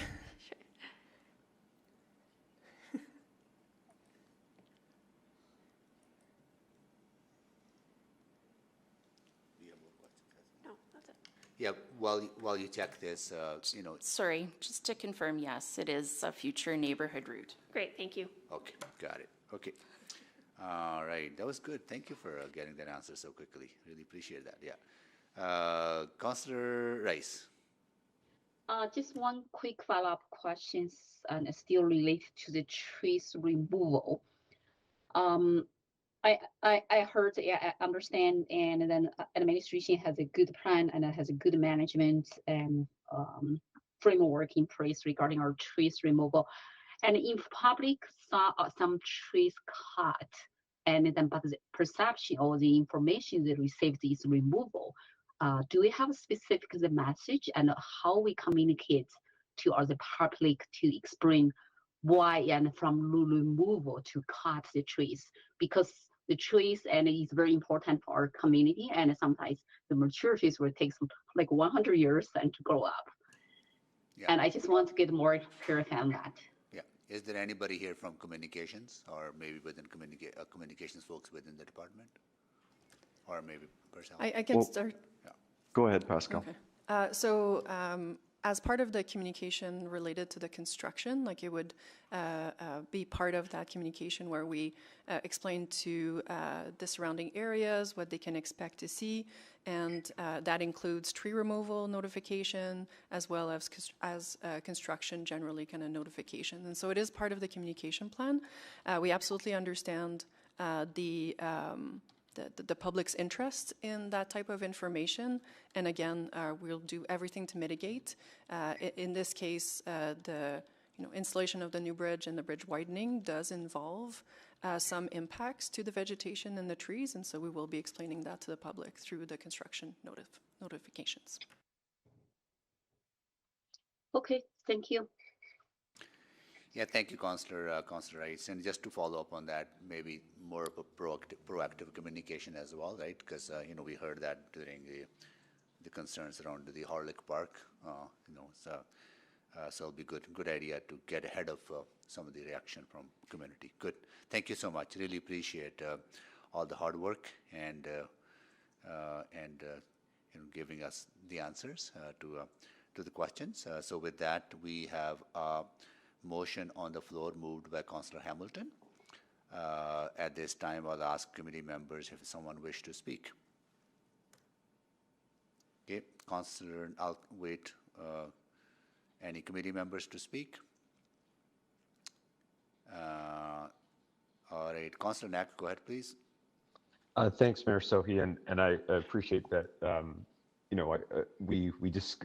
This was a budget item, so if there's a slight bit of latitude, I just want to speak a little bit to the need for this, which is something I probably would have done at budget had there been a conversation on it. No, go ahead. We are with a committee, so there's more latitude here. Appreciate. Yeah, I mean, I know this is supposed to be about the environmental impact assessment, but it's a fair question. Some fair questions did come up, but just to reinforce the community need. I just hosted a community conversation in Grosvenor on Monday night, and that was one of the main questions that came up from everyone in attendance, and the desire to have that bridge returned is important. And broadly, I get why we would sort of talk about that idea of, well, you know, it's only a block away, so you only have to detour, you know, this short distance around. Um, but I guess I would just make sure to flag that, you know, we rarely, if ever, make that argument for vehicles. That we would say, hey, that road isn't used very much. And I mean, frankly, we had a conversation at a public hearing recently about a road that maybe isn't used very much, and yet it's rare to have that type of conversation when we're talking about pedestrian mobility and people using active transportation. And so it might not seem like a major detour, but when it comes to accessibility, when it comes to making sure we have walkable communities, retaining these types of existing corridors are actually very important for the communities that they are in. And so I really want to stress the importance of why we're doing this. When it came down, it was a nonstop barrage of emails and calls from people saying, is the bridge coming back? Or people thinking that it wasn't going to come back.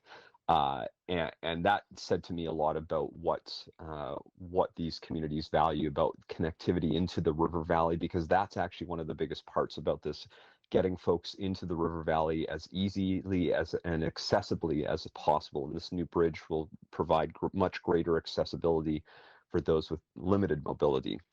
On top of that, I mean, I think about just on the Grosvenor side of this bridge, we've recently approved a new low-rise apartment building, essentially just on the other side of the Stony Plain Road. We are going to see a lot of new higher density development along Stony Plain Road, and being able to easily connect residents into the river valley is going to be very important. And so to me, it's not just as simple as saying, oh, I'll just take a block detour. I mean, I go through that intersection quite a bit, as do folks right now, because there is no bridge. And it is a less safe experience because it is such a busy intersection, whereas this bridge and what will have an upgraded crosswalk will allow folks a much safer way to get to where they want to go. So I think when it comes to active transportation mobility, we need to, at a minimum, retain what we already have. I think one could argue that we will need more broadly citywide, more active transportation corridors that allow people to easily connect to hubs and resources and services across the city. That's a bigger question for another day about how we're going to make sure we do that in a thoughtful way that allows more and more people to make different choices. Because, you know, if we were to say, no, let's not do this, I think that would send a pretty clear message that we actually don't value folks wanting to choose different modes of transportation.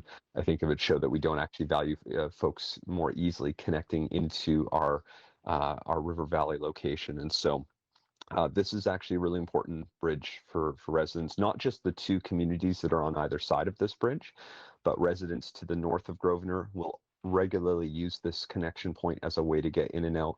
Folks coming from the other side of Stony Plain Road, further beyond Crestwood on the south side, will use this as a way to connect to local businesses and different locations on the other side of Stony Plain Road. So thanks for indulging me a little bit, Mayor Sohi. Again, I know this is more broadly about the need of the entire bridge versus the impact assessment before us today, but just wanted to make sure folks had some context as to why this is important. Thank you. Thank you, Councillor Knack, and I second every word of you have said. So with that, I will go to Councillor Hamilton. I have nothing to add. Councillor Knack said it so well. Thank you. Good. All right, so please vote.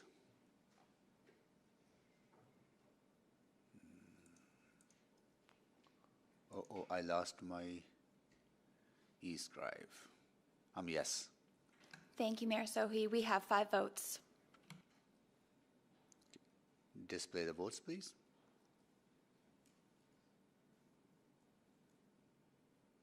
That is carried.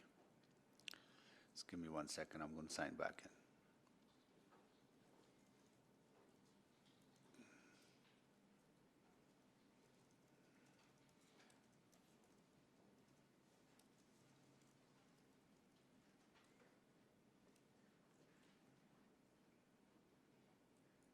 There you go.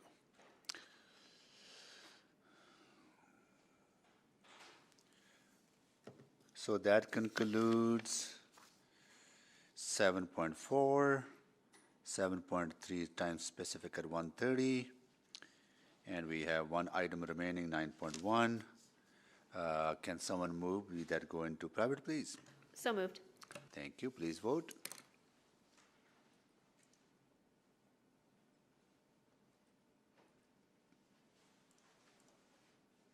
We have 5 votes. Display the votes, please.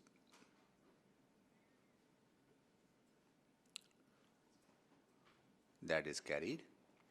We'll give you about 5 minutes to kind of clear the room and lock the doors. Okay, we will take a recess for 5 minutes.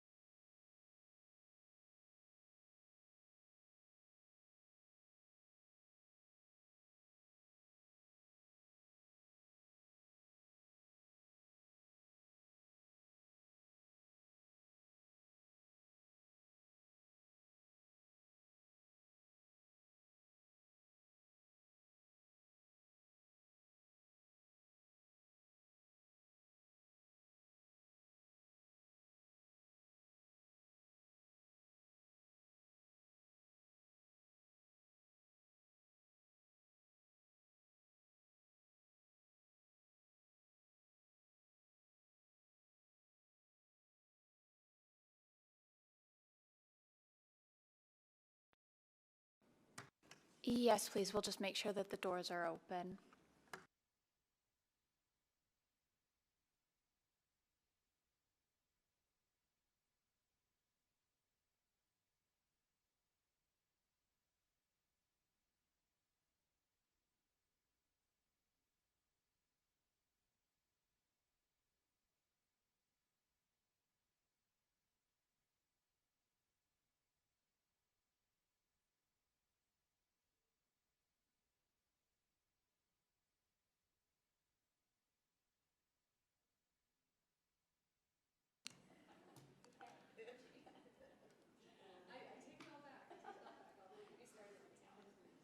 Okay, are we back?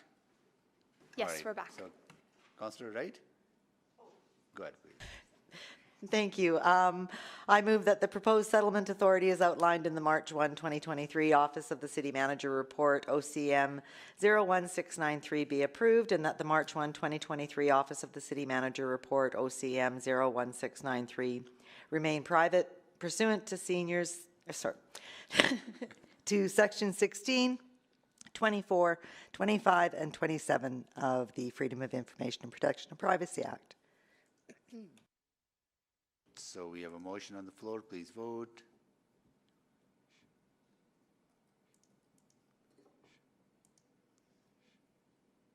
We have 5 votes. Display the votes, please. That is carried. And we can break here now, and we'll be back at 1:30 with our time-specific item 7.3. Until then, we are on recess.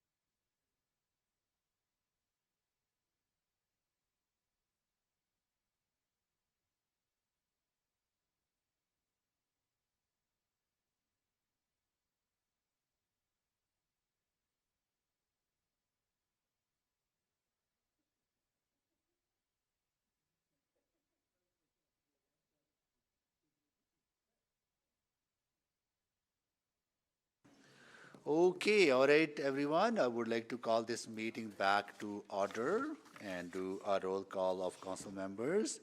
Councillor Hamilton, I'm here. Thank you. okay, Councillor Jans, Councillor Jans,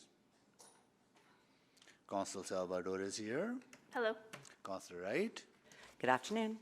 and we are joined by Councillor Tang here with us.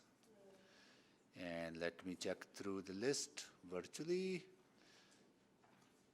Councillor Knack, Good afternoon. Councillor Rice, Good afternoon. Councillor Prince Bay. Hello. Okay, that's it for now. And we are on to item 7.3, Rapid Housing Initiative Investment Plan, round 3 of Rapid Housing Initiative. And I'll go to administration for the presentation. Thank you. So as we get the presentation up, I just want to say today we're here seeking approval of the City of Edmonton's draft investment plan for the third round of the federal government's Rapid Housing Initiative.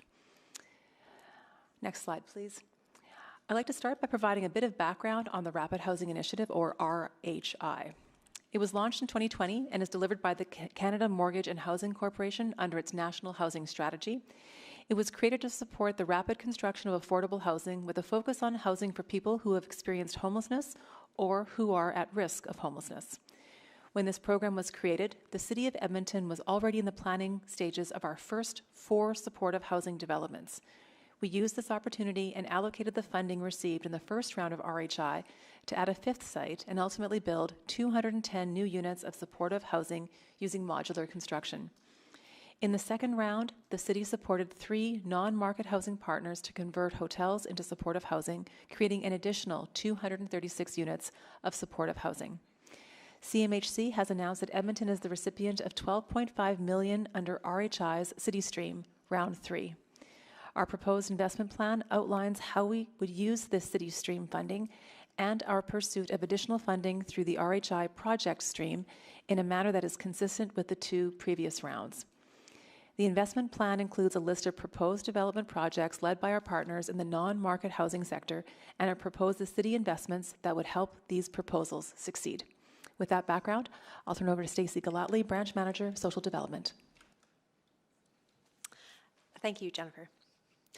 RHI Round 3 funding will be distributed, as Jennifer has noted, through 2 streams. The City Stream, which has a budget of $500 million to be distributed among 41 Canadian municipalities. The allocation criteria includes number of renters in severe housing need and local market rental costs. The second stream, the project stream, has a budget of $1 billion. This stream uses a competitive application process open to municipalities, provincial governments, Indigenous governing bodies or organizations, and nonprofits. It's awarded based on speed, depth, and duration of affordability, energy efficiency, accessibility, and target population served. Favors given to projects with at least 40% of the overall cost funded through other non-CMHC sources, and that might be other orders of government investment or nonprofit equity. Next slide, please. There are a number of eligibility requirements from CMHC on projects. Outside of the technical requirements, such as unit count, operator experience, accessibility, and energy needs, some of the key scoring criteria for the target population under the project stream align well with the needs identified in Edmonton's Housing Needs Assessment and other city initiatives. CMHC's target population for the program are people experiencing or at risk of homelessness, with a particular focus on Indigenous people, women and children fleeing violence, seniors, people with disabilities, people experiencing mental health and addiction issues, and developments with rent set at 30% of the tenant's income. This is in direct alignment to the Edmonton's Housing Needs Assessment, which identified similar target populations: single mother families, racialized households, Indigenous households, seniors households, and deep subsidy housing. The projects that we're recommending today are designed to meet or exceed CMHC's environmental and accessibility requirements. Next slide, please. Administration has drafted an investment plan for submission to CMHC for the third round of the Rapid Housing Initiative program. The plan is composed of two project types, city-led projects and partner-led projects. One city-led project will be funded in part with the $2.5 million allocated under the city stream, and we've put forward two more city-led projects under the project stream. The remainder of the proposed partner-led projects also fall under the project stream. Next slide, please. So for the city-led projects, the draft investment plan proposes 3 developments on 3 city-owned sites. These developments will leverage city-owned land, internal construction expertise, and our experience in developing the first 5 supportive housing sites. Some of the key takeaways to note here are that we recommend developing these 3 sites to leverage the funding opportunities presented by Round 3 of the Rapid Housing Initiative. And each site was previously acquired during the 2019 to 2022 budget cycle for the purpose of supportive housing development, and they are already zoned with a land use consistent with supportive housing. Following the completion, the land and buildings will be transferred to Homeward Trust, who will assume responsibility for contracting third-party agencies to operate them as affordable housing. And next slide for partner-led projects. Administration undertook an efficient and comprehensive program for identifying potential lead projects that meet RHI eligibility requirements and have a strong likelihood of successful delivery within 18-month timeline. This process included issuing a call for proposals to affordable housing providers and meeting with 18 not-for-profit organizations and 5 Indigenous governing bodies or organizations to review 35 potential projects. After reviewing each project against the CMHC-defined criteria, 5 partner-led projects were identified and are included in the investment plan. These projects include the purchase and conversion of a hotel and the development of small to medium-scale supportive and affordable housing projects. More detailed information about each project is included in Attachment 1, which we have asked to be kept confidential for the time being, because it contains sensitive information whose disclosure at this time might be harmful to the interest of third parties and intergovernmental relationships. Next slide, please. If approved by Council and funded fully by CMHC, this plan has the potential to create an additional 351 new units of supportive and affordable housing using $72.6 million in Rapid Housing Initiative funding and a total of $48.4 million in city funding.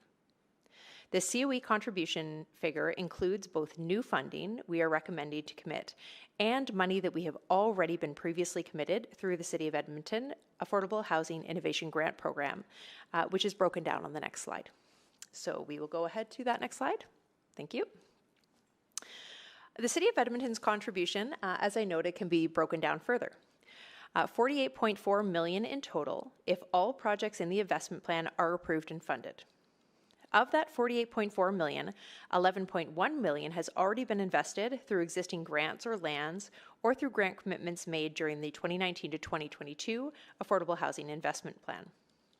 The remaining $37.3 million would be new funding, and that includes $25.5 million from the existing affordable housing capital, the allocation of which will exhaust the total amount of capital funding provided for affordable housing for the 2023 to 2026 budget cycle. A gap still remains of up to $11.9 million to fully fund the city contribution of projects on the investment plan. Now, that exact amount of the gap will depend on how many proposals within the investment plan are approved for the project stream and whether additional contributions can be secured through other funding sources. Administration is examining eligible funding sources, which include pay-as-you-go, the Financial Stabilization Reserve, which includes any remaining 2022 operating budget surplus, and proceeds secured through the corporate OP12 effort. In the immediate term, administration recommends pre-commitment of pay-as-you-go funding, but we will examine all sources of funding, including those reflected on this slide. The year-end preliminary financial estimates will be provided to City Council on March 14th, 2023, which will provide Council an overview of the preliminary 2022 tax-supported surplus and the status of the Financial Stabilization Reserve compared to its minimum and target balances. Alternate funding sources, if required, would be brought forward for Council's consideration through a future supplemental budget adjustment report. And with that, I will pass it back over to Jen. Thank you. If the recommendations in the report are approved today, administration's next steps are to submit the city's investment plan to CMHC before March 15th, 2023. We expect to receive confirmation of our city's stream project approvals before May 15th, at which point administration will return with the budgetary approvals needed to complete design and begin construction. We anticipate funding approvals for the project stream will be completed by June 15th, following which administration will return to City Council to seek formal budgetary approvals, as well as any grant and sales agreement authorities required to complete the projects as described in this report. Construction of all projects is expected to be completed by January 2025. Next slide, please. So with that, we would be happy to answer any questions you have. If you have any questions as it relates to the confidential information included in attachment 1, we will need to move into private. Thank you so much. Just quickly, before I go to questions, one clarification, if I understood correctly, that if all 8 projects are approved by the federal government, then we will have a gap of $11.8 million in city's contribution, right? Okay. That's correct. If every project get approved. Okay, got it. Okay. All right. Okay, questions, colleagues? Okay.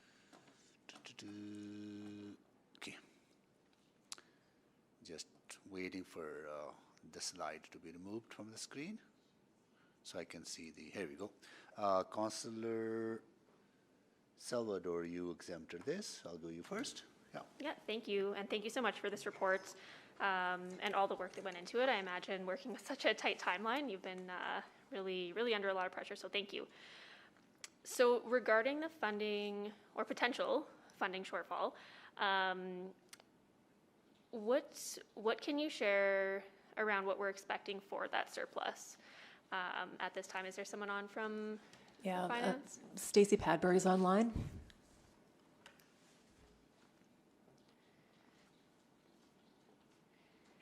As is Harm. Oh, there they are. Sorry, can you just repeat that question, Councillor Sure. Salvador? Yeah, no, just looking at the funding or potential funding shortfall, wondering what we're anticipating for surplus. So you will see the report come out on Thursday. I don't have the number off the top of my head because I don't have the report open in front of me, but maybe what I would just say is we're expecting about $4 million in over the minimum balance in the financial stabilization reserve, because you're going to see a surplus this year, but you also allocated a portion of that surplus already as part of the budget process, and then the minimum balance got adjusted upward because it's based on actual expenditures in the year. So there's really only about $4 million there. That's my best estimate right now.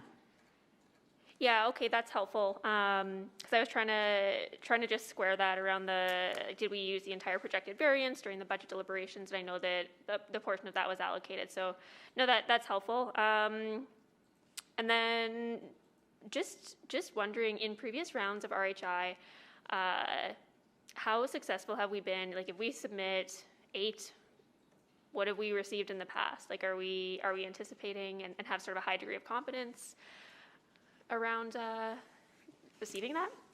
So I would just say that it's obviously really competitive. There's a lot of projects out there, but in the past where the city has come in with a contribution and we've maxed out that contribution piece at 40% across the partner and us and et cetera, all of those projects have been funded. Okay, so we're really setting ourselves up for success then by playing that leadership role. Yeah. That's why we're recommending it, yeah. Yeah, wonderful. Okay, and then just switching gears a little bit. So in the report, it outlines administration met with 18 nonprofit organizations, 5 Indigenous governing bodies to evaluate 35 potential projects. So were there common themes that emerged across the organizations that were not selected? And in particular, you know, I noticed that some of the Indigenous-led projects or partnerships were deemed not eligible or feasible through this process. So I'm just trying to understand what that barrier might look like. Sure. So on the specific to the Indigenous-led organizations, many of them were proposing projects where there was a rent-to-own or a home equity component. That did not meet the criteria as laid out by CMHC. So we are continuing to work with those organizations through other means, but CMHC has very strict guidelines that would not make those projects eligible. Okay, so it's the rigidity of CMHC's guidelines. Okay, and do you think there might be some opportunities in the future for hopefully future rounds, to be able to work with some of those Indigenous-led organizations and partners to help them through that process so that they have a higher chance of success? Yeah, absolutely. I think obviously we have our Indigenous-led affordable housing strategy that was approved last year. And as part of that, there's a number of strategies that we're putting in place, including a dedicated funding stream for Indigenous-led affordable housing, which will prioritize those projects. And the reason that will be helpful is because a lot of the times for the partner-led projects, there needs to be you need to have land zoned already to be able to meet the 18-month timeline under rapid housing. And so that upfront investment can sometimes be a barrier for folks, but we're hoping through this, through our grant provision and some of the other strategies, we'll be able to help position some providers to be in a good place. We have funded an Indigenous-led organization previously with rapid housing initiatives, so it's certainly not insurmountable, but we're hoping that through that strategy and starting to implement some of the pieces of that strategy, we'll be able to support more readily available projects to fund. Great, that's fantastic to hear. And I think the rest of my questions will be in private. Thank you. Thank you, Councillor Salvador. Councillor Wright? Thank you very much. I'm just wondering, in the report it references that operational costs will also be needed. Where are those coming from? So of the projects, all of the partner-led organizations have said that they will be self-sustaining and provided pro formas that show that. The 3 city-led projects, we would be working with our partners at Homeward Trust on how that may roll out, and we are continuing to have conversations with the Alberta government on that. Okay. There wasn't anything announced, any new dollars announced yesterday in the budget, was there, in regards to operating costs for this? It's still premature to understand that. The overall line item for the supports that get fed to, or that are provided to the CBOs in Alberta did increase, but we're not totally sure on the specifics of what that increase means. Okay. But either way, we're still in the very early planning phases on these projects, so there is time for those conversations to occur, and they have already started. Okay, good. I'm sure they have. And then with the province sort of divesting from their stock of affordable housing units, is that going to reduce the number overall that are of homes that are available? Like, are we, we're trying to increase, but then are we going to fall behind with that? That we don't know yet. That's to be determined. But a lot of what they are doing through their divestment is that they would continue on in the operational manner that they are today. So it wouldn't be lost to the larger region or area that they reside in. They just wouldn't be held by the Alberta government anymore. Okay, so the homes will still be there. It's just a matter of who's going to operate and own them. Okay. That's their intent with the strategy, although it depends on willing owners coming forward to take on those units. So it's something we're working on very closely and monitoring very closely, but the intent in the strategy is not to lose units overall. Okay, good. And then we're also, I guess, the city is going to remain liable to fulfill CMHC's obligations. How do we make sure that the requirements from the operators and that are being met? Is that in like a service agreement or? Yeah, so we would enter into an affordable housing agreement with each one of those operators, and we would have reporting within that. And so then we would receive reporting from the operators and do attestations back to CMHC annually. Okay. And so if anything sort of gets flagged, you'll be aware of it. Okay, good. And then, there was one other. The number of, I guess, the number of accessible units then, how is that determined? Or like, is there something mandated? Is it in the agreement or? The CMHC puts in a regulation, I think it's about like it's kind of a minimum that they set. And so when we've been working with all of our different operators, we've been asking them to exceed that minimum and then work with us on what that may look like. So we have some examples where they are doing suites specific for people with spinal cord injuries. We have other ones that will be building in certain amounts that will have kitchenettes and bathrooms that are fully accessible. And within all of them, they are also following barrier-free standards, which are now within our building code. And so there'll be levels of accessibility within, but specific accessible units also within, I believe, all of the developments. Okay. And what's, you'd mentioned CMHC's minimum, what is that? Like, is it a percentage of units? He can get that for you. Okay. I don't think he has a top of hand. But I would also just add that we know, obviously, amongst the population of people experiencing homelessness that may require supportive housing, there's a reasonable likelihood of physical mobility challenges. So we work with Homeward Trust on the city-led projects to ensure that they're designed in a way that's accommodating of the population they're intended to serve. Okay, thank you. Do you have that number yet? Okay, so then while you're looking that up, I just also want to thank Ms. Kujener for her presentation last night at the Community Services Advisory Board meeting. It was very well received, and I know you've got a lot on your plate, so thank you for putting that presentation together yesterday and delivering it. Yes? So with CMHC, they say must meet local requirements plus 10%, and so we are aiming for at least 15% on all the new builds. And then, like you said, you're asking operators to Yes. exceed that. Okay, perfect. Thank you. Thank you, Councillor Wright. Councillor Hamilton?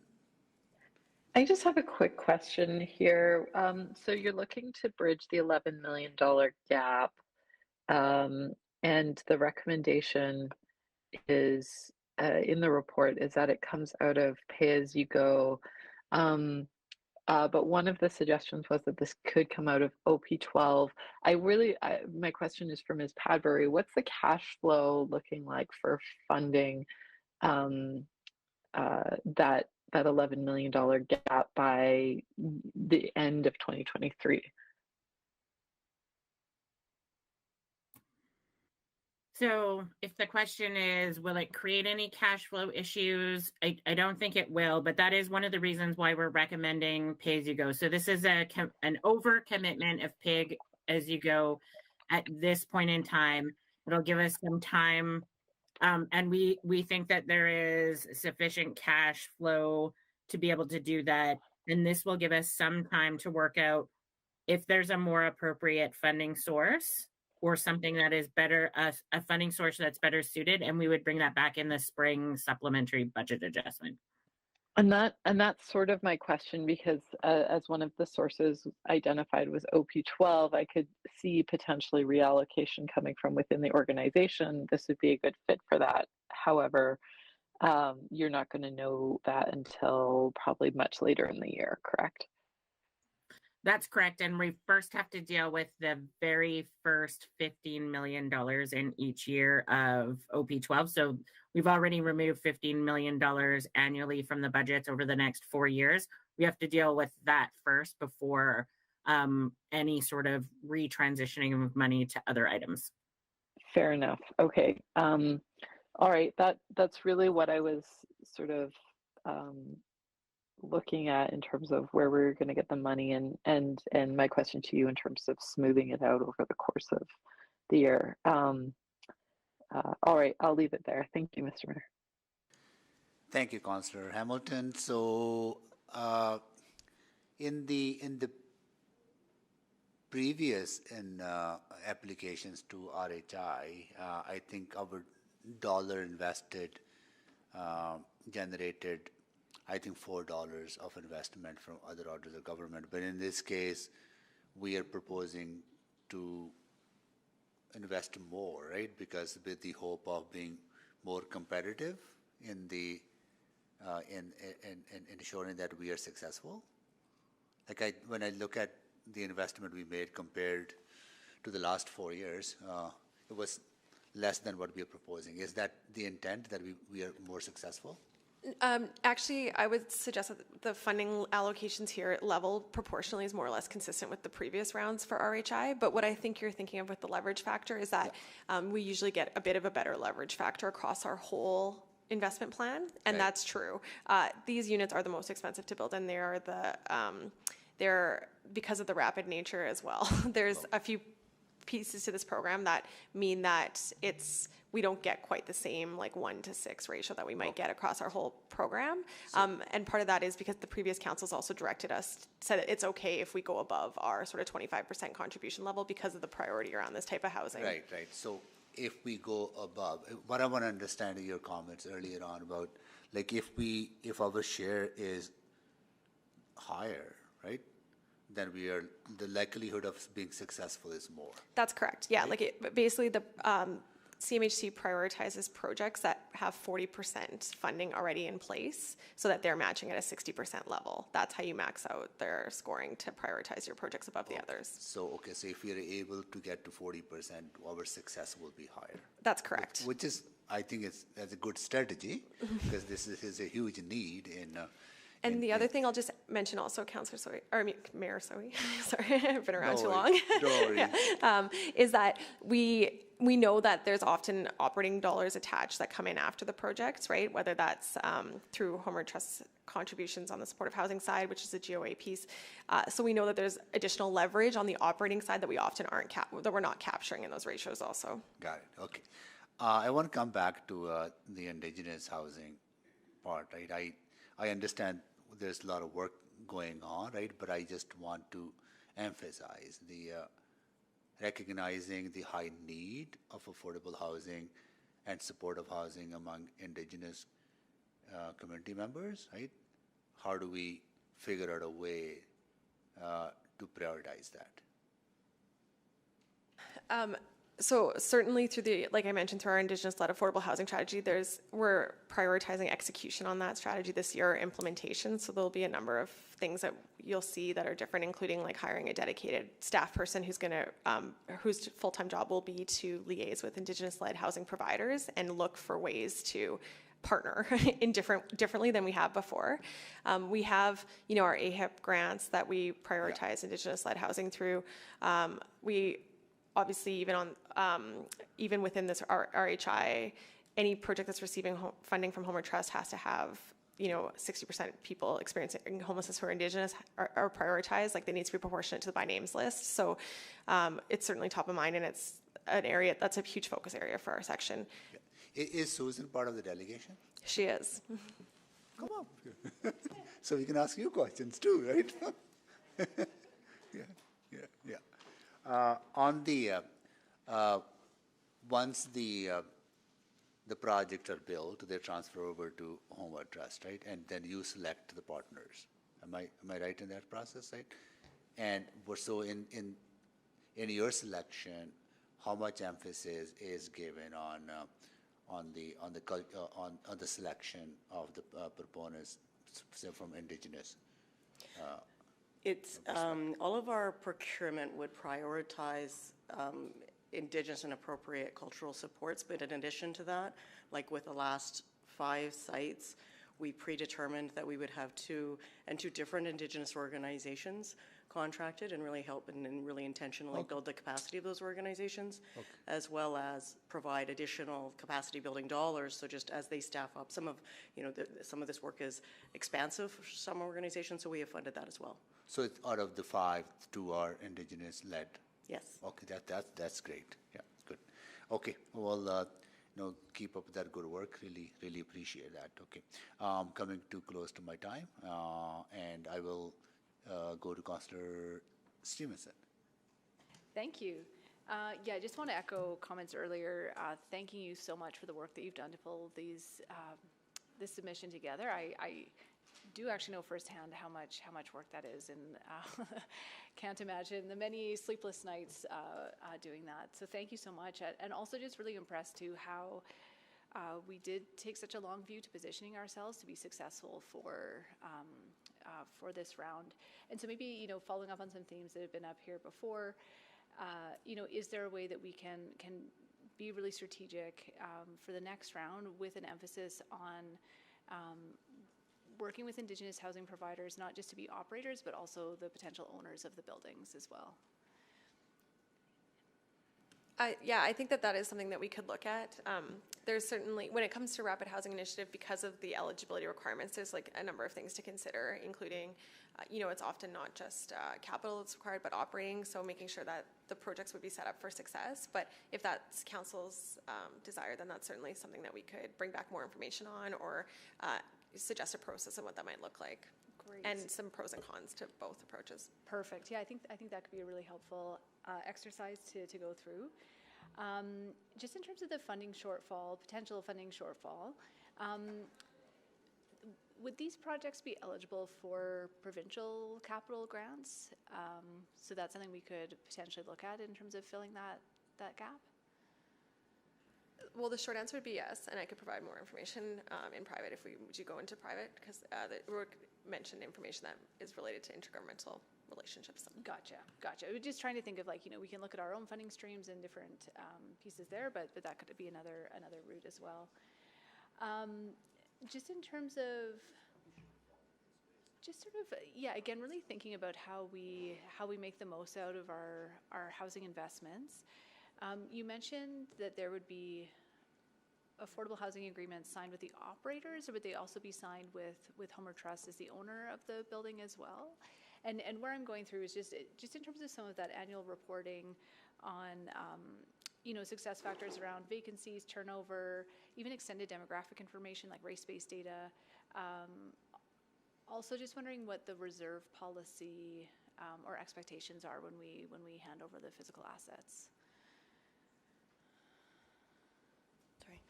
So perhaps I'll respond in just that contracting structure and that cascading of responsibilities to Homer Trust on the reporting to the City of Edmonton to meet the CMHC requirements. And then as well in our annual contracts with agencies, a lot of the information and actually considerably more is part of what we collect, and some of it is also program oriented to the continuous improvement of the programs, and they're nuanced. So for instance, Native Counseling Services has some specific work that they've been doing with an elder on the Inglewood site, so learning from that. So we collect a lot of data, and that's certainly available and contributes to how we would report on those projects. And from an affordable housing agreement perspective, certainly all of that, to Ms. McGee's point, is consistent with reporting requirements we've passed on to Homer Trust in the past, and we could include those. And then with your question on reserve, I would just say that part of the affordable housing agreement will require Homer Trust to manage those buildings for supportive housing for the duration of the affordable housing agreement. So they would need to maintain, a reserve. We're not prescriptive, but they need to be able to maintain the financial capacity to meet that goal, right? So that's the expectation that we pass on. Yeah, and I think I think my hesitation is just that my understanding is that we will be registered on Caveat, and we ultimately hold the CMHC liability. And so if for whatever reason that building comes back to us, we have a really vested interest in the shape of that building. So just wondering again if there is space to be more prescriptive, or if you do feel confident in terms of how it's structured that we would get an asset back that was in, or at least if we started to see things not happen, a building not being reinvested in, that we would have a mechanism to intervene. Yeah, so we feel confident in the system that's in place. However, that being said, we're always open to, we could take a look with our colleagues in the law branch to see if there's just reporting, even just a reporting requirement that would help provide that perspective might be the best way to achieve that goal. Yeah. Rather than, because obviously the reason we engage our nonprofit partners to do housing is because we trust their capacity to manage it and to manage it in an efficient and effective way. And so we try not to be overly deterministic, but certainly there's no, getting information back so that we can catch things is always something we're looking to do. So yeah, the report back approach makes a lot of sense to me. Thank you. Thank you, Councillor Stevenson. Councillor Tang? Great, thank you very much. Also on the also on the shortfall, I would be interested in some of that discussion you had just mentioned earlier, but I was also curious. So this is for 2023. The 11.9 is for 2023. There's no way to spread that out. I don't know, over 2 years, for example. Well, the projects need to be constructed in 18 months from the time the agreement's signed. So it's reasonable to assume that most of the funds would be expended over an 18-month period. But that being said, likely some of that is to flow into the next fiscal years. But what we'd be looking for council's, approval on is the ability to commit to that funding if it's required at this time. And yeah, I'm glad to see that all sources will be kind of exhausted and all that. But just so that my understanding is correct, so we're not necessarily talking about any changes to the tax levy, right? Ms. Patberry? No, what the current recommendation is a pre-commitment of pay-as-you-go, with the hope that we'll be able to potentially cover some of that through the releases that come through supplemental budgets and or other sources that we indicated. I guess there was a line in the report about the current estimate is really based on a particular cost, construction costs, etc. But I imagine that will also go up, no? The longer we wait out and that kind of stuff. When we worked with the partner-led groups and with our own internal, we did build in a relatively healthy contingency. Okay. And so from the round one, what we actually saw was money come back to the reserve from that was not spent on those contingency dollars. Yeah, I guess anyways, that was I had a bit of concern given the current climate. And then I was wondering,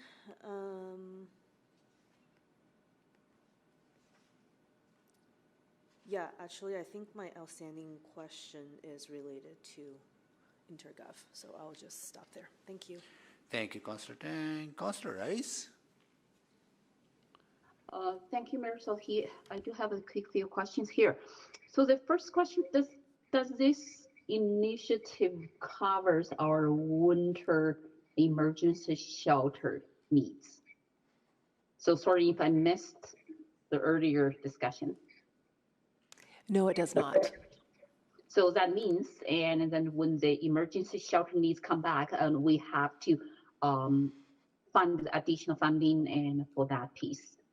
And because I recall we had this conversation last time, and in executive committee specifically talk about the long-term solution, the sustainable solution, and for the winter emergency shelters need to address that needs. So I would suggest that this work is part of the larger solution for a longer-term problem. We'll be coming back to council with our winter plan, so we can have that discussion at that time. I think we might be better prepared to delve into those details then, and that will happen, I believe, in May. For me to ask this question, I do want to get a sense for our financial planning perspective. And then does that mean when they may come back and we have to face a larger request for additional funding? And where we can find that funding source? Thank you, Councillor Rice. I would say that it's premature for us to have a conversation about what may be required next winter. Of course, we're reflecting on the response this winter. We know that the Government of Alberta has made commitments, and so understanding what those commitments look like for next winter and how that plays with the other supports that are in place. So unfortunately, we're just not in a position yet to be able to make a comment on exactly what will be required from a shelter perspective next winter. Okay, and because this one, and it's like 18 months, and then I thought it would be, and for the time window perspective will be covered, and for that request. Okay, so the 18-month timeframe is the timeframe for construction? Well, yes, for construction, yes. So a larger question is related to the operation cost model. Because for this type of housing, and we do predict there are lots of maintenance costs needed. And is this money and the money amount include already counterpayment and that piece and in the inside, or is just for the construction, just for the project? It is just for construction. So we are not include that operating and maintenance cost yet. I'm sorry, I might need a bit of clarification. The accruing of the operational cost to get the land ready for... After 18 months, yes. And who will pay all this maintenance cost? And after 18 months after we finish? Thanks for the question, Councillor Rice. So each of these projects, as was mentioned previously, have been designed to be either self-sustaining on the partner-led side of things so that they are able to generate sufficient revenue to sustain their costs. And there may be a number of different inputs into that revenue model depending on the specific project. Or in the case of the city-led projects, that's something that we're working very closely on with Homeward Trust, but that's part of why we partner with Homeward Trust, which is as the community entity responsible for homelessness funding. They aggregate funding from the federal government and the provincial government and are able to access operational dollars to support or to fund supportive housing in Edmonton, and we hope that through partnership with them and conversations with the government of Alberta, we'll be able to ensure that those costs are funded, and it's not the intent of the City of Edmonton to provide for those operating costs. Okay, thank you. Thank you, that's my question. Thank you, Councillor Rice. Councillor Wright? I was just going to move that we go into private. Sure, go ahead. As per, subject to section 24 and 27? Maybe also 21 and 25?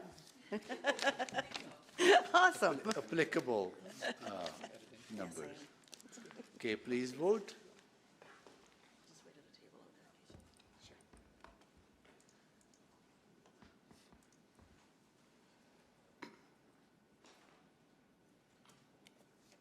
We have 5 votes. Display the votes, please.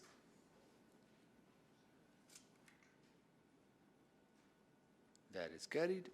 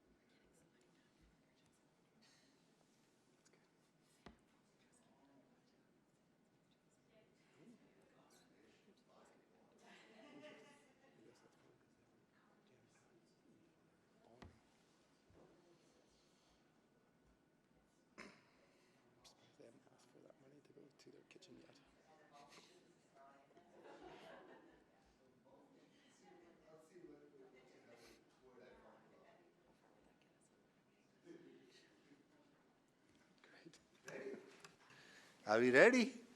Okay, I will move the recommendation that Executive Committee recommend to City Council, number 1, that capital profile 1990-4100 affordable housing land acquisition and site development be increased by 12.533047 in 2023 to recognize the receipt of Rapid Housing Initiative funding from the Canada Mortgage and Housing Corporation Rapid Housing Initiative City Stream to fund the City's Stream project as outlined in Attachment 1 of the March 1st, 2023 Community Services Report CS 01624.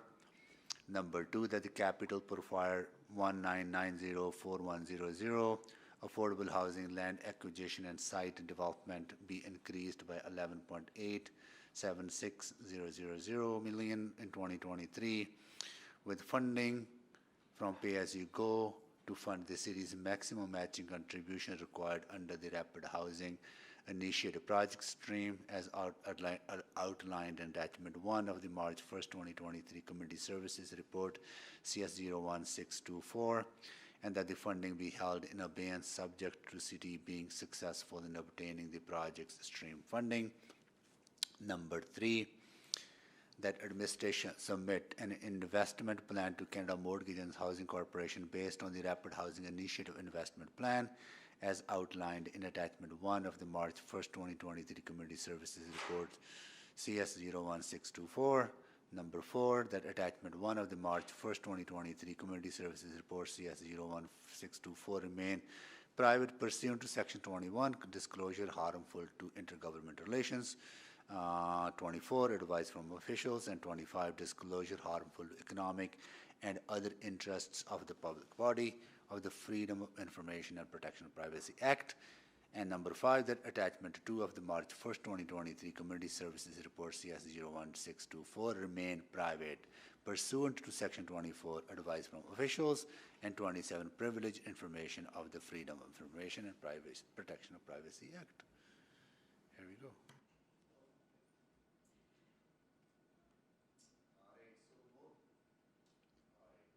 Any more questions, colleagues? I see some folks on the list. Councillor Salvador, go ahead, please. Just to speak. Councillor Stevenson, to speak. Any more questions, colleagues? Seeing none, to speak. Councillor Salvador. Yeah, thank you so much. And I just want to start by acknowledging the incredible efforts made by the entire housing team. We know that you've put countless hours into positioning us to be ready to receive a third round of rapid housing funding. And this is not easy work. So just want to commend your dedication and commitment to helping us capitalize on these dollars that are so desperately needed in our communities. So yeah, every time I see the figures for the number of folks who are experiencing houselessness, I'm reminded of how unacceptable it is that we have folks living rough without the supports they need in our communities. And every time we talk about this, I'm reminded that we need buy-in from all orders of government in order to tackle this. So really proud that Edmonton continues to be a leader when it comes to affordable housing, and that in previous rounds of RHI, we've been able to take full advantage of the opportunity that's been made available to us by the federal government. So our relationship with the federal government truly is critical to our collective success, and it's great to see that this program is continuing. At the same time, we really need the province to step up to help address the scope and magnitude of action that we need to see. And I say this often, but investing in affordable housing is not just the right thing to do, but it's the economic thing to do. It makes economic sense because we know that tragedies are unfolding every day throughout the city. Preventable emergencies are consuming resources of our first responders, and it's significantly more cost effective, particularly for the orders of government that fund healthcare and the justice system to address the root causes of these problems. And when I look at the investments that are going to come from this round of RHI, I think they're a prime example of how we need to continue forging ahead, and a prime example of how Edmonton is working hard to build a safe, inclusive, and welcoming city. As part of this investment plan, we'll be adding 351 new units, which I think brings us up to 737. and that's of our 900 unit target, which is fantastic. So really looking forward to seeing these important investments land in our communities across the city. And once again, thank you so much to administration for their ongoing work. Thank you, Councillor Salvador. Councillor Stevenson. Yes, thank you so much. Councillor Salvador actually put it all so well. I just wanted to echo my deep gratitude for the work that administration has done on these files. You know, we witness and we spend a lot of time sort of working through the consequences of the lack of this housing in our community. We see it on our streets, and it is wonderful to have days like this where we get to invest in the solutions. And that wouldn't happen without the hard work of our staff and also all of the housing providers that partnered with us on this. So very, very excited by this work. You know, I believe there may be a subsequent motion coming that I will just speak to now, just in terms of, you know, the sort of the next level that I think we can take this to is being really intentional of taking these opportunities to advance reconciliation and work with Indigenous housing providers to provide them with the autonomy and self-determination in providing housing for the community. So I look forward to further work on that. But again, just very deep gratitude and thanks for the work that's gone into this. Thank you. Thank you, Councillor Stevenson. I want to take a few moments to thank everyone from on the administration side and on the council side. I feel so lucky to be working with such a phenomenal group of people who are so dedicated, people who are giving their best to make our community a better place. And it's the pain that we see out in the streets and the impact of that on individuals, the impact of that on our businesses in the downtown, in the Chinatown, the form of broken windows, and you know, people just struggling and in some cases dying because they don't have a decent place to call home. So these are very important investments, and whenever we have this opportunity where we demonstrate this collective work of everyone at City, and it really gives me that pride. Really gives me that pride that how committed and dedicated all of us are to this, right? Because this is about people, this is about investing in people, this is about building better communities, inclusive, welcoming Edmonton for all of us, and it's good for economy, good for business attraction, and you check any box that with this, the affordable housing, right? So look forward to the outcomes of these applications, and hopefully we'll be successful, and look forward to ongoing partnership with federal government and the provincial government on these this very important files. So once again, please do know we deeply appreciate the work that you're doing, and deeply appreciate the work that Susan, you and your team has been doing as well, right? Yes, we have a long way to go, right? I think we probably need more than 900 with the crisis that we're facing, right? But you got our commitment to working with you and everyone else, right? So yeah, okay. Thank you so much. Yeah. With that, I will take the chair back. Oh, no, I don't have to take the chair back at the committee. I'll call the vote.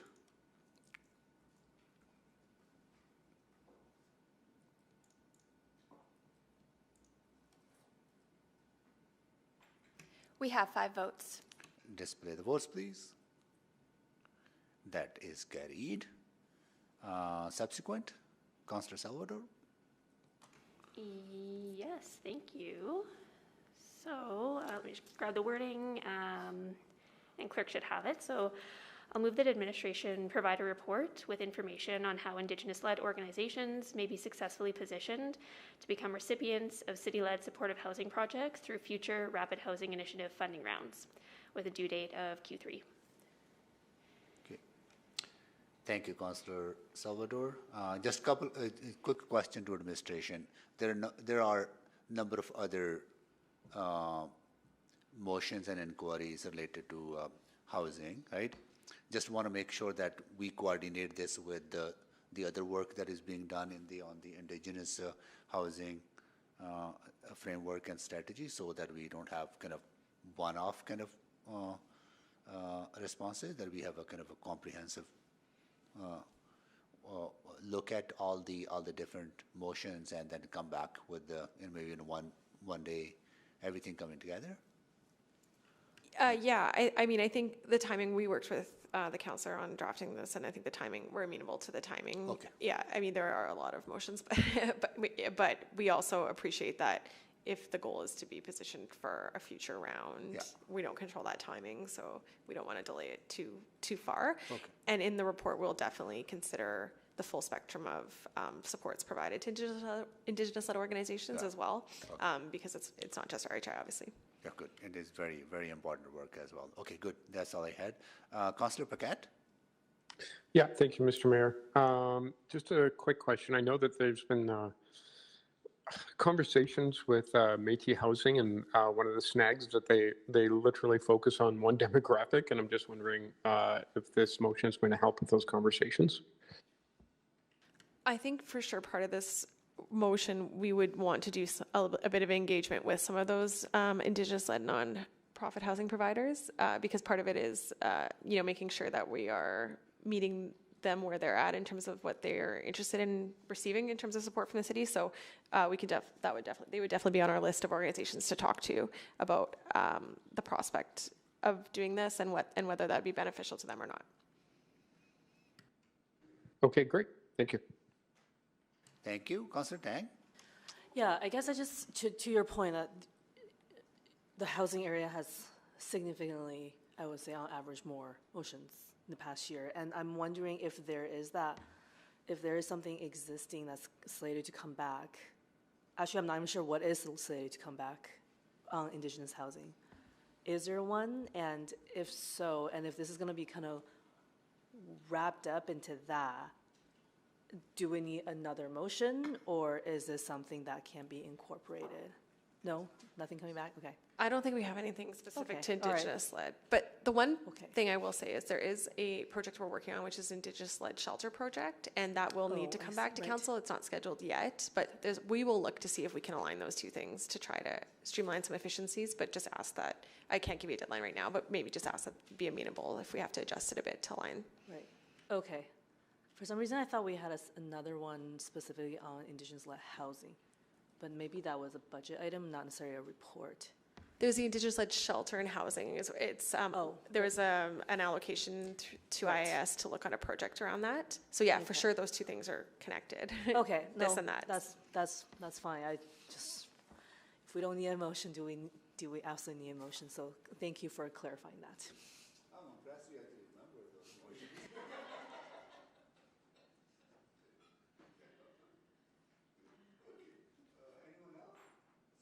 Anyone else? Okay, all right, so please, Councillor Paquette to speak or? Yeah, just to speak. Okay, just give me 1 second then. Okay, all right. Questions are concluded, now to speak. All right, Councillor Paquette, go ahead, please. Yeah, very quick. I just want to thank all of council for all the excellent work in this area, but I want to specifically thank Ms. Kajener. I know that she will pass on all praise to her team, and that's excellent. That's great leadership, but she has been on this file for a number of years and working tirelessly along with so many other people. But I think it makes sense, for me anyway, that on occasion we specifically thank people that we know are doing just really incredible work. So thank you, Mr. Yeah, thank you, Councillor Paquette, for reiterating that. Thank you. So, okay, Councillor, ready to vote? Okay, ready to vote. Please vote.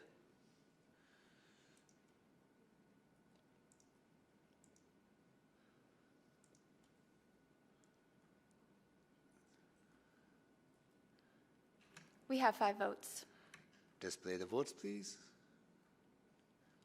That is carried. Okay. So praise comes with very high expectations as well, right? Okay, here we go. That concludes our agenda. Motions pending none. Notice of motions and motions without customary notice. Seeing none, we are adjourned at 3:06.